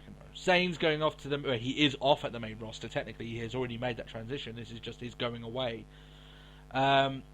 This should be a fun match, and I can't wait for the fan response in that building for when Nakamura comes out. I think it's going to be more than electric. I think it's going to be amazing. So, and for the people that have just been hearing about this guy, don't quite know what he's about, I'll tell you what, don't look him up. And the reason why I say that, you will love what you would look up on him, but leave it as a surprise to you, because he is awesome and he will not disappoint. I can just say that right now with certainty that will be the case. Yeah. This match that was thrown together this week for basically no reason: Apollo Crews versus Elias Sampson, the Drifter. Yeah, this is a match that is not only a step down for Crews, it's a match that doesn't belong on this kick-ass card. It doesn't belong there. It's just not good enough to be on there. But who do you think's winning this match then?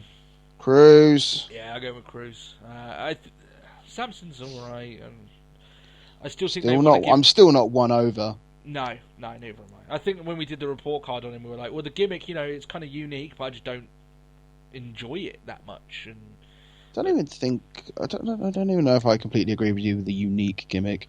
If I did, I change my mind, because I don't think there's that sort of that unique about the wandering Johnny Cash. Well, maybe at the very least we haven't seen it in a while. Maybe, I don't know, but still, yeah, I'm not excited for it. And you know what? I reckon this match is just going to be basically 4 minutes of filler. It's going to be the fill. It's going to be the filler between the women's match and the main event. That's pretty much what it's going to be. So fair enough. Yeah, I reckon it'll probably go after Nakamura Zayn.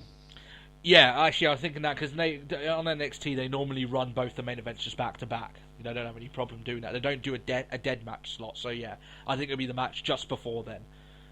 So you have Nakamura Zayn, then that match, and then you'll have the two main events. That's how I see it going. So. But what would be the two main events? Oh, well, they've got three main events. Well, two main events, but yeah. But it'd be the women's title and the NXT title. Yeah. NXT title. Who do you think then, Matt, is winning between American Alpha and the Revival for the Tag Team Championship? Alpha. Yeah, I'm going with Alpha for the win. They're taking the titles home. I think that Dash and Dawson have had a good run. They've had a much better run than I'd anticipated. Oh yeah, definitely, without question. But I do think it's time. I think it's time for Alpha. I think there's no reason for them not to win. I don't think you should do with them what you did with Enzo and Cass. I think you should just give them titles. I think they're the best thing in the tag division going at the moment. I think they're fantastic. And who knows, maybe they win the championship match as they're celebrating. Gallows and Anderson comes on out. Laser. There you are. Asuka versus Bayley for the NXT Women's Championship. It's either, do you think Bayley is going to pull this one off and continue what has been a very good run as champion, or is it Asuka's time to shine? Is it her time to take over this division and see where she can go with it? And maybe the Raw after WrestleMania is Bayley's time to join her force with the rest of her horsewomen. Rest of the women, yeah. I was initially thinking this is going to be Asuka's win. What do you think now? I'm still on an Asuka win. Yeah, I'm going with Asuka. I think Asuka's going to win this one. It may even be maybe it'd be interference or something along those lines. I think it's Bayley's time to go up to the main roster. And as much as all I know is I am going to love this match. Yeah, this match is going to be all fun. This has got a possibility of being of the same ilk as the Sasha matches. Don't get too excited though, guys, because otherwise that excitement will draw yourself away. But it has that potential. All right, it could be that good depending on how both these women mesh with each other. This is a match that a lot of people have wanted to see for a long time, so it's going to be big. Finn Balor versus Samoa Joe, the second main event these guys will share for the NXT Championship. Who do you think is winning this match? This is all Joe. You reckon Joe is winning? I reckon Joe's going to take it. You reckon all 3 championships are going to change hands at this event? I don't see a reason why not. I think it's actually hit a point now where it's actually owed to Joe. You know what? I think the matches that he's put on recently, even sort of like the build up to earn the number 1 contendership slot again, like his 2 out of 3 falls match with Sami Zayn and things like that. I think he's earned. I'd give him the belt. Yeah. My response to that is I think Finn Balor has been a fantastic champion. I think the story of him being that champion has run its course. Yeah. I think that Joe winning, even if you want Finn Balor to stay in NXT, at very least you have to change up the dynamic. Having Samoa Joe as the heel champion for a while, and having Finn Balor trying to chase it back, that's something that's fine, but you can't do that if Samoa Joe loses again. Yeah. I think Samoa Joe wins, and I think he wins the championship. I think all belts will change hands at this event, which is quite shocking. That would definitely change things, but I do perceive that is the way that things are going to go. So, yeah, that's how I see it going. I think we're all on the same here on this event. So yeah, I don't think we have a dispute. Yeah. It's going to be interesting. I certainly can see them having Balor win the match anyway, and then maybe trying to build up a bigger match down the line for him, if they just don't see Samoa Joe as being that big marquee match. But my argument is, if they didn't think he was a big marquee match, why put him in this TakeOver main event at Dallas? This is the marquee match, right? So I think they would have. My only issue is I'm now going to have to try and find somewhere where I can download this. What? TakeOver Dallas. Oh no, you can watch it over here. So but I don't know if I can hold out that long. You'll be fine, mate. You'll be fine. So yeah, there's our thoughts on NXT. I think it's going to be it's going to be an awesome show. I think at very least you've got 3 matches there. That the 3 title matches on their own are top notch. They're going to be good. They're going to be fun. And then you've got Shinsuke Nakamura, you've got Austin Aries making their debut on that show. Yeah, that's a fucking loaded show. That is, it's only going to be like 2 hours or something. That's going to be like an awesome 2 hours. Is it only a 2-hour show? Yeah, I think so. That card seems pretty stacked for a 2-hour show. I think they may eventually just say, 2.5 hours. I think that's what they did for London, wasn't it? 2.5 hours. Yeah. So they may do the same again, because it's got the similar amount of matches that London did. So yeah. That's I was going to say that seems very match heavy for a 2-hour show. So, but even then, right, 2.5 hours. You got to think that is less than Raw, and look at the card that they can put up for that. Yeah. Maybe that's not the right statement to make there, but I'm making it anyway. So there we are. Now we don't have a lot of time, but we do need to review Raw this week. We do. Now. So. Just 2 shows then, Matt, until WrestleMania 32. This is obviously the first of those 2 shows. WWE are running out of opportunities to sell the show. They're running out of time to make these rivalries, tell their stories, shall we say. They've got The Rock plastered everywhere over all their promotional material. They have a video package dedicated to just him and his appearance at WrestleMania. What he's doing at WrestleMania, no one has a fucking clue. Like, at least we got a clue that, like, Hogan was hosting or something like that. Yeah. And things like that in the past. Well, no, even when Rock was around, he either was the host of the show, or... Oh, yeah, or he was actually competing, yeah. He was wrestling at said show. So it's... and when he's made appearances before, like he did at WrestleMania 30, he wasn't advertised for that show. They didn't say he was going to be there. They left it a secret. But the fact is, they're plastering. I mean, he's everywhere, guys. It would make you think that he was the host of the show again. They made no references to what his capacity is going to be at WrestleMania. I don't think he's going to be wrestling. Sure, he might get a move on someone. I think he's going to be in exactly the same capacity as he was last year. I reckon Curtis Axel's going to take a rock bottom. You really think it's going to be a social outcast segment? I think Social Outcast might get involved, because if they're on about this whole, and it's trending worldwide. I don't know. I don't know. It's the only person I can think of. I look at it and I'm just like, I'm sure like whatever moment he's in is fine. I just think it's a bit shameless for WWE to almost be acting as if he's going to be all over the show. But we don't know what he's doing. We don't know. He's not. They've made no reference to what he's doing. They just said he's going to be there, and according to him, he said there's going to be something groundbreaking that happens at WrestleMania. They're going to change WWE. I think was his words or whatever.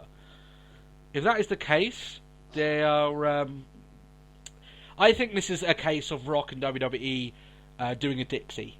I honestly do believe it. I think it's them trying to build up something that doesn't really exist. Dixie. That's a terrible.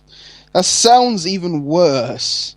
But is there no other better way to describe it, though? Really? It sounds like a terrible euphemism. Yeah. It's because it is, really, but there's no other way for me to describe it, so... but yeah, I just wanted to make a small statement about that, because there was video packages over this show that literally the entire video package involving WrestleMania 32 is just him. Yeah. It's just pictures of him and him taunting and him being there and his promos. It makes you seem as if he is like one of the main event stars of that show. He isn't. So, still. He is a main event star, but he's not in a main event slot of that show. That's what I'm saying there. Yeah. Before someone takes that little semantic and replies to me back at that. This show came from Philly. This was actually the last place there in Philly was with Roman Reigns beating Sheamus for the WWE Championship, where he was cheered like a hero for doing so. Do you remember that, Matt? I do. Yeah. It's kind of dangerous. The only problem is they seem to have forgotten that they liked him, because this week, not so all much. of a sudden, it's like, Roman who? Yeah. The crowd this week weren't particularly great. There was Especially for a Philly crowd. For a Philly crowd, they were quite dead. They only came to life when Roman Reigns was there to boo. That was really it. Whether or not we think that's correct or not, I don't know. I think they came to life a little bit when you had the Big Show, but that's only because he was just doing good old fashioned face technique. Hometown, hey! Essentially, yeah. Stephanie McMahon opens up this show. She tells us that Triple H isn't around tonight after the beating he took last week. She says that Reigns lacks intellect for risking his title match at Mania. Yes, Steph, we're going to believe that you'd actually take Reigns out of the Mania main event 2 weeks towards the show. Sure, yeah, whatever you say. She flaps her gums for a bit, boringly so, which I thought, like, the promo she did a couple of weeks ago was phenomenal. This, not so much. Reigns cuts her off. He doesn't go through the crowd anymore because he's booed. He's booed, Matt, like the top heel of the company he is. Wait, Matt, are you saying he's not the top heel? I can neither confirm nor deny such a statement, but he's really not. At the very least, he's a heel, right? He's not. He's standing up to the corrupt authority. By definition, he is face. He's their top face at the moment. I wouldn't say top face, but they want him to be. Well, that's uncomfortable. It is a little bit. It is quite uncomfortable. He says that he's going to walk into Stephanie's stadium. Wrong. It's whoever owns that stadium. My stadium. Is it your stadium, Matt? You own that stadium. No. Oh, you got me excited there, Matt. I thought you were a billionaire and you just never told me. I was like, if you own a stadium, Matt, you should have fucking tickets for us. What are you doing? But still. And she attempts to slap him, like all good employers do. Reigns blocks it and is booed for doing so, which I thought was quite funny. Is WWE, Matt, going to acknowledge this before it becomes a... Well, technically, I say before it becomes a problem. It is a problem now, right? The segment... What, that everyone's booing the hell out of him? Yeah, the fact that... I saw... Oh, where was I? I saw it. It was like... Excuse me. Like, I read somewhere that it could well be safer to let Triple H win. It actually, like, I think a lot of people are talking about this double turn that they could be doing. That's kind of almost like the only way out at this point. But I don't think it's going to happen. I think Vince is going to stick to his guns this time. I do believe that. Maybe I'm wrong, but that's what I believe. Well, first of all, this segment, I thought it was boring. Didn't like it, but at very least it didn't stick around longer than 6 minutes. So, yeah. Take it as you will. The whole Reigns being booed thing, they just, like I said, with Vince's sort of stubbornness towards this, he's not... listen, I could all be made this wrong. They could do some sort of turn at WrestleMania. He actually goes heel, and suddenly things start going back on track, right? Currently, as it stands, the way it looks is that they're going to make him win the championship. He's going to hold it up in the air, and he's going to get booed for doing so at WrestleMania. Yo, yeah. Like, the worst part is, like, you thought it, like, if WWE thought it was bad enough, like, at Rumble last year, when they were like, fuck, send for Rock, he'll get a cheer, and The Rock couldn't save it. Yeah, imagine what it's going to be, this is going to be their biggest Mania ever, 100,000 fans. That's a whole lot of boo. Yeah. Oh, no, I agree with that. I really do. It's one of those things where I look at this and I'm like, WWE has to change what their plan, and I hope they already got it in. And maybe I think I heard from someone this week, it maybe even been someone on our Facebook page. Yeah, it was on our Facebook page. I think it was Rob Frampton put up, having him actually attack The Rock after his match and actually going heel against The Rock. Yeah. Which I think is a great idea, because that way you could be like, you're stealing my moment, right? I'm going to take you out. And then you set up a match with Rock and Roman down the line, which I think would be good. But I don't think they're going to do it. That's just my opinion. If they were to do it, then awesome. If they're actually going to turn Roman Reigns heel, then all this is completely irrelevant, what we're saying right now. Well, that's it. If they turn him heel, then the whole situation's saved. Yeah. Exactly. If they want to keep him face, then they're playing a very dangerous game. Matt, let's say the worst case scenario is, and I don't think they're going to do this, I think they're going to have Shane and Taker go on last. But the worst case scenario is, they stick to their guns and they have Roman Reigns defeats Triple H as a face. Clean, without any problems. After a bad match, because I'm going for worst case scenario, right? Okay, yeah. Lifts the title up in the air, and he is booed by almost 100,000 fans. And that finishes the show. As in, the fireworks are going off, and even over the sound of the fireworks, you can still hear people booing him. Yeah.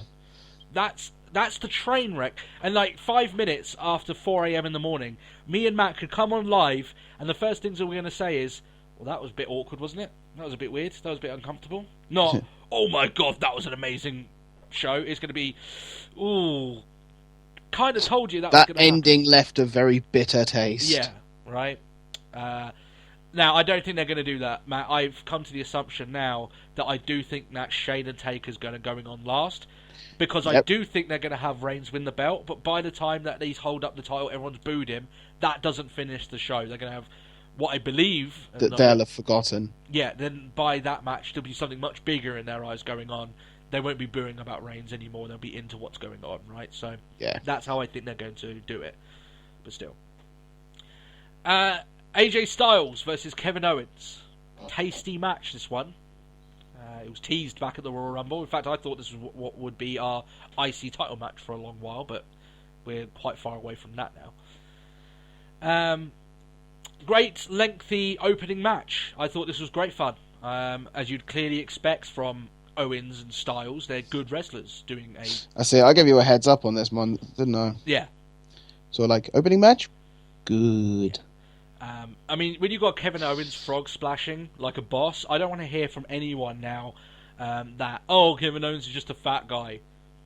I hate that. Clearly he is athletic. Yeah, he's not chiseled out of stone, but clearly he's athletic. You cannot do the moves he does without being athletic. You cannot wrestle the matches on the length that he does without being athletic. You just can't do it. Oh, yeah. I don't want to hear that from anyone now. Lots of big moves, lots of close calls. AJ Styles, Matt, for me, is making a great case for the first quarter of this year for Superstar of the Year on our awards later on in the year. Mm-hmm. I don't think anyone else really can top him at the moment. I think Styles is running away with it a little bit. He looks in control, Styles, before Jericho comes out going, AJ Styles, about 50 times, to be honest. Gives the distraction. Owens gets the win with the most devastating finishing move in wrestling history, the roll-up pin. Matt, AJ Styles is a lot what a lot of people call the best wrestler alive today. Not even he can stop that move. Nobody's safe. Nobody is safe. Nobody is safe at all. Now, one thing I thought was a bit weird is that the guy with Styles' experience.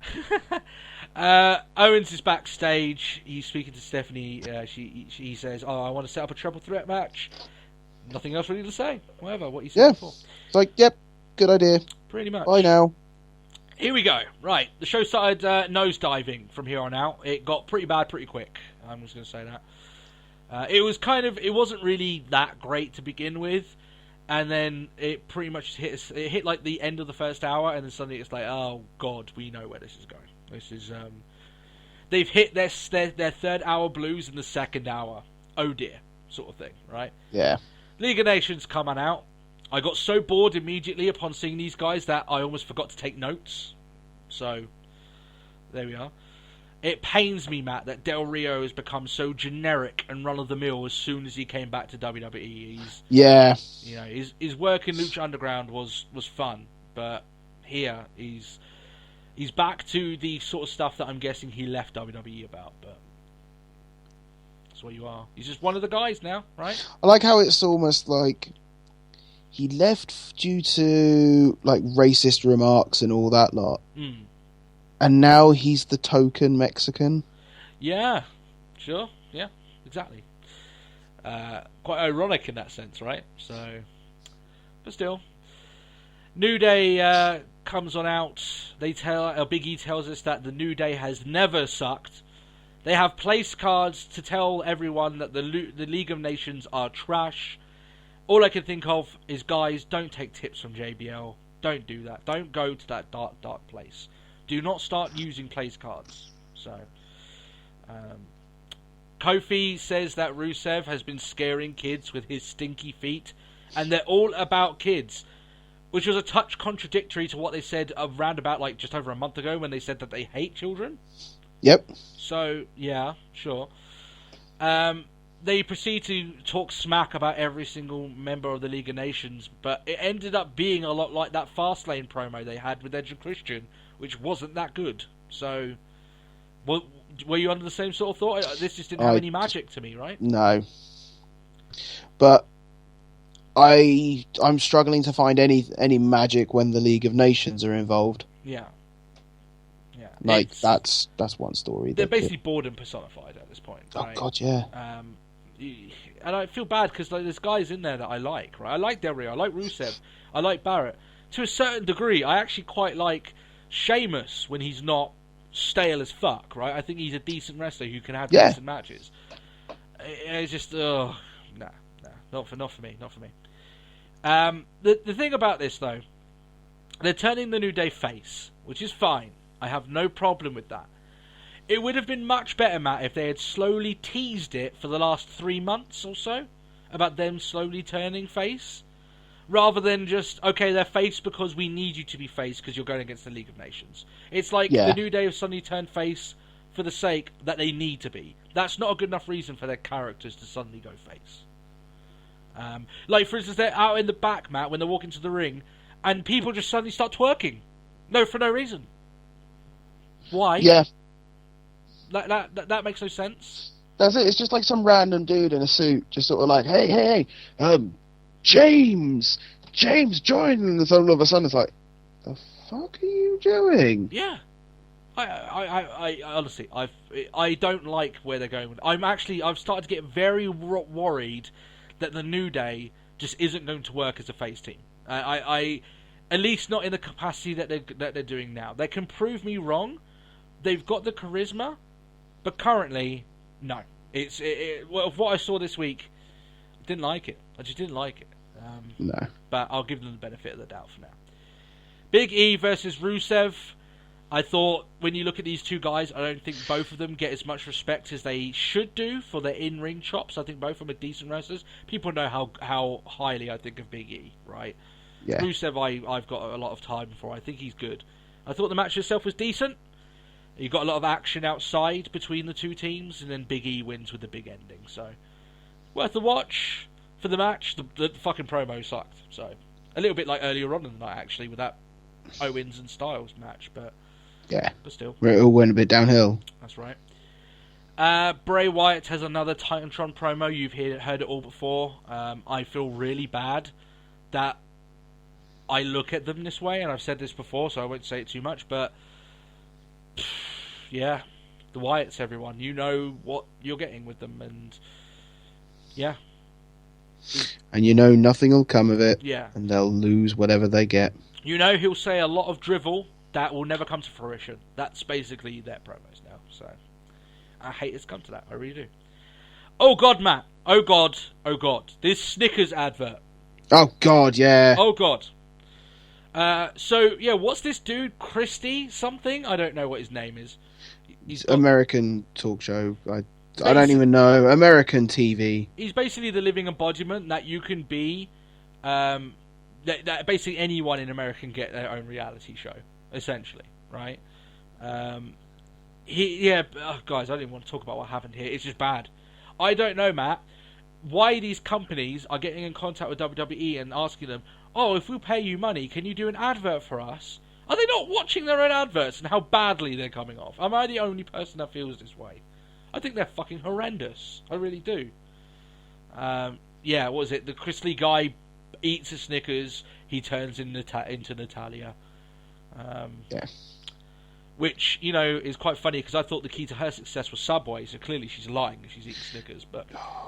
it's hardly healthy. Yeah. I'm pretty sure I don't, like...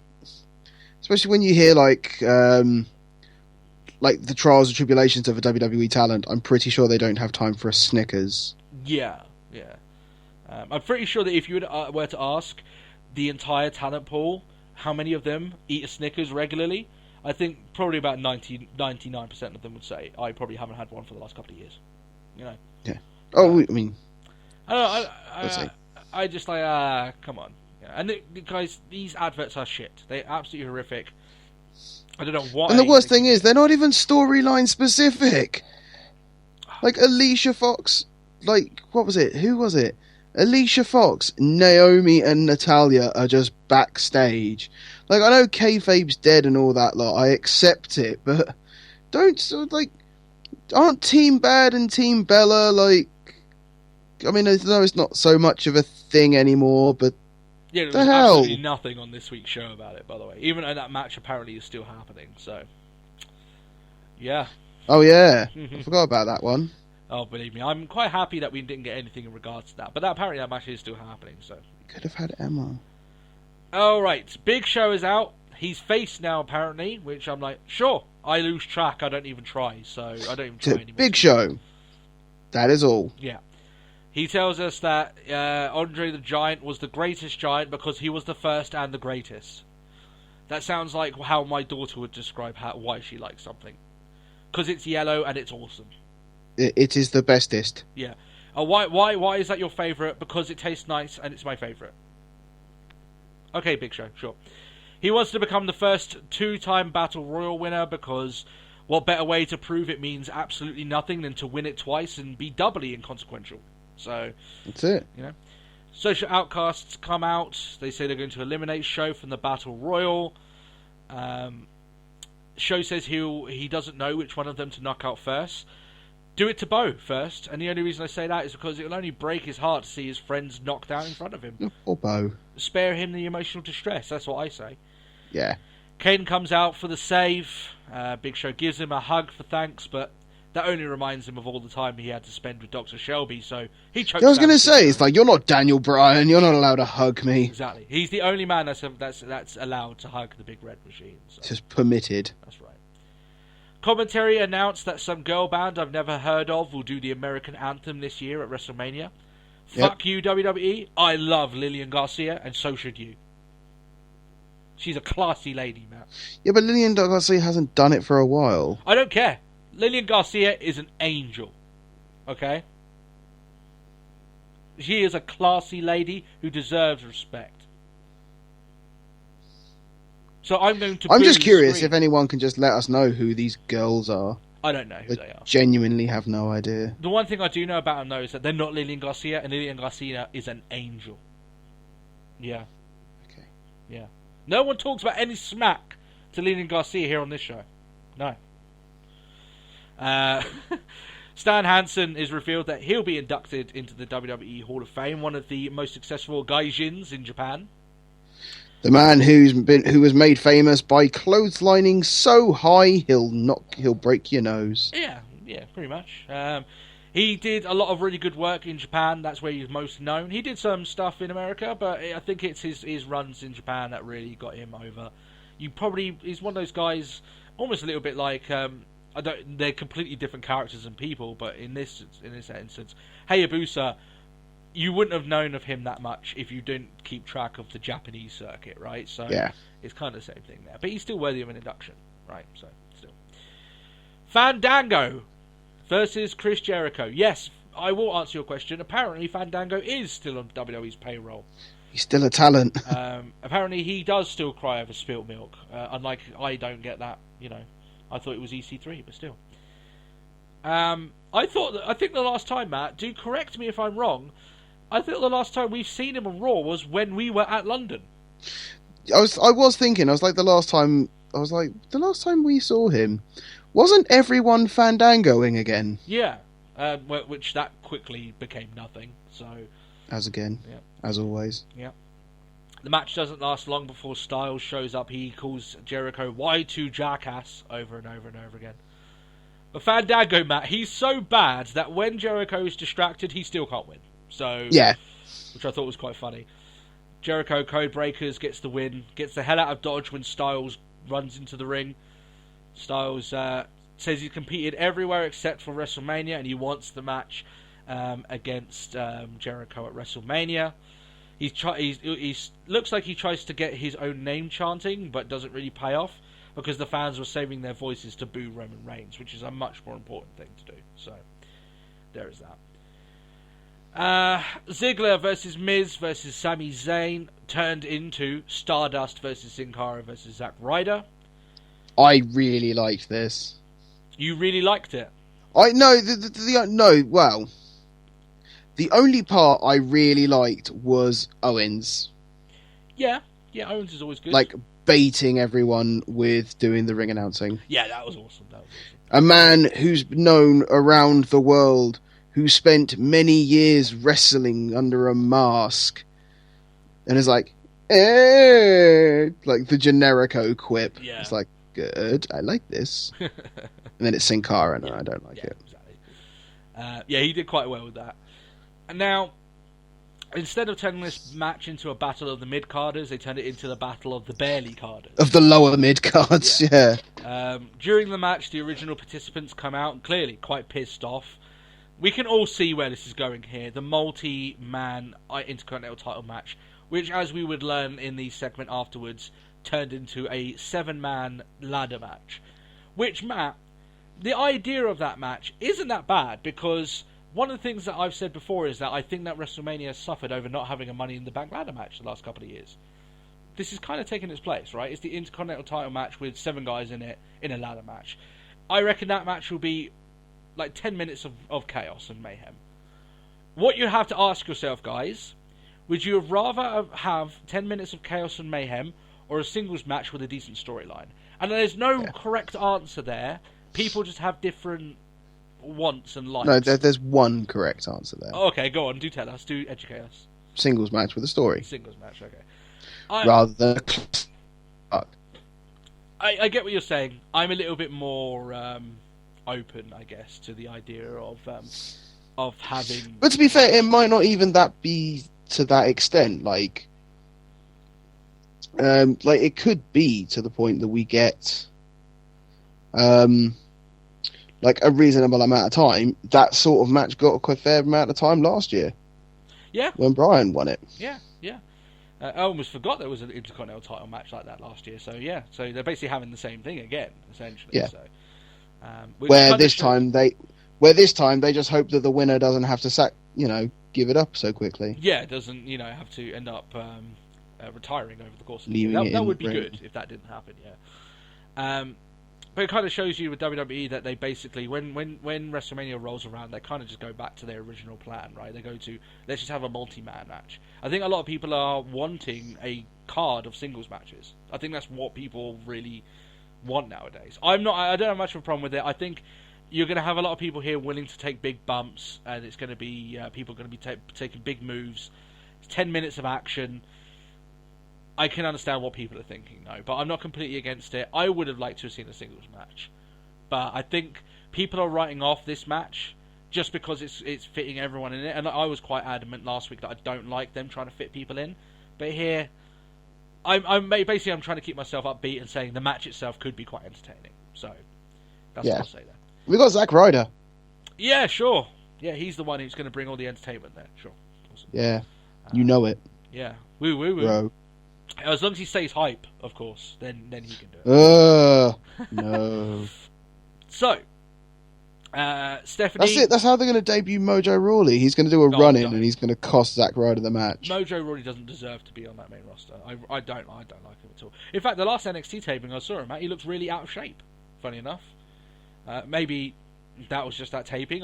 Tony. Go on. Just quickly. Go on. You ain't hype. I ain't hype. No.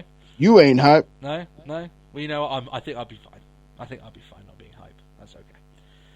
In fact, one thing that isn't hype is what a lot of people about this WrestleMania, even though I do think it is a better card than what some people are making out. It's not as good as Dallas, and it isn't fantastic, but it's not horrendous, this card, but we'll go into it a little bit more. Steph meets with Triple H in the parking lot as they leave, because great owners, Matt, leave their show before it's finished. Of course. Not even they can stay for the 3 hours, Matt, and they own the show, right? As the grating rises, Reigns is standing there ominously, and as he appears there, he drags Triple H out of the car, beats his ass while Stephanie shrieks in the background, and the crowd boos in excitement. Well, I don't know if it was an excitement, but they definitely I don't even know what the crowd were meant to be doing at that point. They were just like, boo. Yeah. These beatdowns, Matt, I will say though, however, are pretty cool. I'm going to say that the beatdowns, him chasing this guy down. If you remember what I said before, if they wanted to really get him heel, they should have done it weeks and weeks and weeks and months ago. Was the him heavy to be this beatdowns guy that would basically stop at nothing and stop playing by the authorities' rule and basically just fight people, right? Yeah. Take people out. This is a little bit more akin to what I wanted him to do. It's too late to do it now, but sure, whatever. Yeah, and you know what? Like, the image of Reigns standing there in the darkness is like Lucha Underground stuff, right? But it's just like, this is just awkward with the fan response. Like, as he's beating him up and people would think, like, I'm guessing Vince would be expecting fans to be like, oh, yeah, he's getting him. And everyone's just like, boo, because they don't like Roman Reigns. It's like, what? You're not meant to like the authority. Yeah. For the same reason why Triple H was cheered like a hero when he eliminated him at the Royal Rumble. It's just not working, right? So, Natalya versus Charlotte. A match that we know can be badass. We've seen these guys wrestle before. Sasha and Becky are on commentary. And you know what, Matt? Fair enough them talking back at each other here. But they basically cannibalized any chance of the match being called itself. It was basically all about Banks and Lynch just basically talking to each other and mouthing off each other. And the match was okay. Charlotte wins with natural selection, but the crowd was completely gone. They were completely dead now. Honestly, they had absolutely no intention of staying anywhere close to the show at this point. They were just completely gone. Bubba Ray versus R-Truth. Bubba Ray wins. I cannot believe that Dudley's versus Usos is a genuine WrestleMania match. I'm guaranteeing that's pre-show. If that gets onto the main 4-hour show, I don't know how. That's a Raw match, guys. That's not even... that's a match that you'd have to have a storyline building up to a pay-per-view, let alone WrestleMania. So, how this has suddenly come up and materialized, I think is ridiculous. I can't remember where I saw it, but it was like... It was only about sort of 500 people voted on it. It was like, which match are you looking forward to? And I think like Dudley's versus Usos got like 2 votes. Yeah, no one even cares about this, really. Let's be honest. Goldust comes out to try and save R-Truth, and then the Usos come out to save him, essentially. They set up Devon to go through the table, but Bubba saves him. Like I said, guys, WrestleMania worthy? No. The match itself, right? Bubba, the Dudleys versus the Usos could be a WrestleMania worthy match if they had a story to accompany it. They don't. Yeah. They don't have any story. It's just this is just a random match that they would have put together for like Fastlane, and this is WrestleMania. WrestleMania, guys. Let me try and get it over, right? WrestleMania. Vinnie Mac comes out. What is now a dead on arrival crowd. That crowd is completely gone, absolutely gone. He says if Shane wins at Mania, it'll be the end of him, Steph, and Trips, but it isn't going to happen. He says that Shane is going to be the most formidable opponent that Undertaker's ever faced. And I'm like, you do realise that he lost the streak yeah, to him. right. He lost the streak to Brock Lesnar 2 years ago. Yeah. And he fought Brock Lesnar this year and lost to him. So, yeah. Vince says that Taker is indeed his bitch, and if he doesn't win, it will be Taker's last WrestleMania. But my argument to that is, if Shane wins, then that decision doesn't lie with Vince anymore. If Shane wins, then it's up to him whether or not he chooses if it's Undertaker's last WrestleMania. Yeah. So, dumb segment. It doesn't make any sense. Like, if he loses, he's gone. But I won't be here to make sure that's the case. Yeah. And, we'll put that next to the statements that made, if he doesn't win, he'll get fired sort of thing. Statements next to John Cena being fired by the Nexus. We'll put it right next to there. Because both of them mean exactly the same as the other. Dean Ambrose versus Braun Strowman. Oh my god, what a dud this main event turned out to be. And the crowd were completely gone. They were completely dead. This match did nothing. In fact, the only time I heard them was they started chanting, "This is boring." I don't know. They woke up. They woke up a little bit for a chair. A little bit, but this match just went on far too long for Strowman to lead under his current experience. He was leading this match, guys. He shouldn't be. He shouldn't be leading singles matches at this point in his career. The part of him being in the Wyatt family is that he can learn slowly while being around wrestlers that are better than him, and eventually down the line he can become a singles talent. Not at the moment. He's too green at the moment to make this work. He's not ready to be a ring general. Yeah, he's not even ready enough to be led by someone in a singles match, let alone lead a singles match. Right? That's just my honest opinion. I think one day he'll be very good. I actually think that Strowman's going to be really good for them down the line. But he needs time. I mean, what was it I heard? Who was it? Somebody mentioned Strowman recently about saying, how he's, the best backstage, as in, he's just so hungry to learn, but he's still learning. Yeah, you can be as hungry as you can to learn, and that's all great. Still needs time to learn, right? That's it. That's just the bottom line of it, I can be as hungry as I want for a steak, but I still need some time to process it all. Yeah, exactly. That's, like I said, Strowman's one of those guys. I honestly do think Strowman's money. And in those backstage segments, if there's one guy, even his promos in those Titantron things aren't that bad, right? He's not that bad. Yeah. A lot of people give him stick. I don't think he's as bad as a lot of people make him out to be. He could be the next big guy for WWE that does a lot of good work for them down the line. But he needs time. He needs to learn. Not to be put in these singles matches with Dean Ambrose, expected to lead the charge on a show that was already dead anyway by that point. The fans had already given up. So, yeah, Ambrose hits him with a chair, does the dirty deeds on a chair. Strowman then kind of no-sells it by only acting a little bit groggy, but basically getting to a knee straight away. And I'm like, you got fucking dirty deeds on the steel chair. You should be doing what Brock Lesnar does and basically flop to the ground like you should be doing. But no. Ambrose mouths off to Heyman a little bit, and yeah, that's the end of the show. With no one chanting, no fans going crazy. It was nothing. It's just Dean Ambrose shouting at Heyman. Yeah.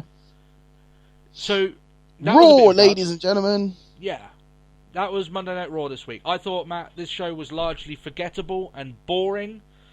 3 hours of missable shit. If I'm honest, Agreed. I struggled to stay focused on this show, let alone enjoy it. Skip it. Yeah, and you may be saying, skip it, but it's 2 weeks before WrestleMania. No, I'm telling you, skip it. This does nothing for you. Go on YouTube. WWE will have put up the 10 best things about Raw. Just watch that. Yeah, honestly. And yeah, while I did enjoy the Kevin Owens and Styles match, and there was another, the Big E and Rusev match to a degree, they're not good enough to make you go and watch 3 whole hours of that show. So no. Don't go catch this week's episode of Raw. Skip it. Use those 3 hours to pop in your favourite game in your Xbox or your PC or your PS4 and have a blast on us, guys. Use those 3 hours to watch Aztec Warfare 3 times. Yes! Aztec Warfare 3 times, back to back. Much better than the 3 hours on Raw. Absolutely. And you may have watched, by the time that you get to the third watching of Aztec Warfare, you'd be like, well, I have already seen this twice already. Even then, it will still be better than the third hour of Raw. So, there you are. That's our answer with it. I was not a fan of this week's episode. I honestly think that you guys should, if you haven't already watched it, which not I'm so guessing much. most of you have, just leave it be. It's not very good. All right, Matt, is there anything else that you'd like to cover on this week's episode of the show? I've got nothing else to say. Almost out of here. I'm almost afraid to stop recording because once I do, like I said, I've got Easter Sunday, right, where this gets released. It's a busy day for me with the kids, which is fine. I like hanging out with my kids, all good stuff. Monday, I get to sit down and relax, Matt. I get to take a breather. And then it begins. Yeah, literally Tuesday, the shit hits the fan. Because we're recording a little bit earlier on in the week, both you and me, Matt, have to watch Raw a lot earlier in the week than we usually do. Yep. I think they're still airing an episode of NXT over the course of this week, even though Really? I don't know, maybe not. Yes, they are. Sorry, they are. I'm pretty sure they are. Don't see the need for it. But yeah, so there's that. You've got the Hall of Fame ceremony. You've got 7 hours of WrestleMania, the 4 hours being the only parts of the show I will be watching. So what can you guys expect? I think now is a pretty good time to go through it. What can you expect? You can expect possibly an LTW debate. Now that is very, very unlikely at this point. It's more likely you'll get that the week after. You can expect the episode of this show, episode 120, to come out on the Saturday of next week. Yep. Then in 4 o'clock in the morning, well, 5 minutes past 4, you've got our WrestleMania review live, which will be there for you guys if you don't want to watch it live. It will be there. Well, for that's 5 minutes past 4 GMT though. GMT, right? Yeah. So, but anyway, it's 5 minutes after WrestleMania. You know it's there, right? The week after that, we're giving our review of NXT Takeover Dallas. That'll probably go out on like the Tuesday or Wednesday, whatever. Mm-hmm. And then it's back to your regularly scheduled stuff from there on out. Yeah, pretty much. I think that's pretty much how it's going to go. So I think that's the way it's going to be. Yeah. It's going to be busy for us. It's going to be hectic. Just don't be surprised, guys, that by the time we get to like some of the ending videos of that week, that me and Matt aren't burnt out. We are. We're going to be burnt out. It's going to happen. So that's just the way it is. But I hope you guys did enjoy this episode. If you did, thank you guys. We actually got like a mini boost of subscribers over the last week, which was really good. Continue to keep that going. If you guys enjoyed the show, subscribe. You can be part of our weekly episodic show. You can enjoy our Lucha reviews every single Thursday. Oh, sorry, that's going up as well Thursday. So you can. Yep, and I'll be around for that one. Not next week. It'll be the week after. You'll be around for that. Oh yeah, whatever. Yeah. But you will be around for that one. That'll be quite fun, actually. Yeah, we'll be able to watch that. So yeah, there's that. If you guys want to interact with us, then Facebook is a great way to do that. Facebook.com/Let's Talk Wrestling Podcast. You can also interact with us via our Twitter handle, and our Twitter handle is @TalkWrestlePod. It is. You can send us any emails, which is letstalkwrestlingpodcast@gmail.com. Send us any audio questions to that email as well. It doesn't matter what format you send it in, I'll be able to do something with it. It's not too much of a problem. Although MP3 is the easiest for me to be able to work with, but it doesn't matter too much. Apart from that, guys, I hope you guys did enjoy this episode. I'll try not to fuck up on the trivia next week, most importantly. Although, I guess with all the stuff going on, it's more than likely going to happen because I'm going to have 8 billion different things going on that week. So, but apart from that, hope you guys have a great week. Hope you have a great week, Matt. Yeah. And you. Yeah. Hope you enjoy the mountain lot of wrestling. The over 12 hours of pro wrestling you'll be watching over the course of a week. So, yeah. All right, then, guys. We'll catch you next time. We'll catch you soon. Bye-bye. Bye.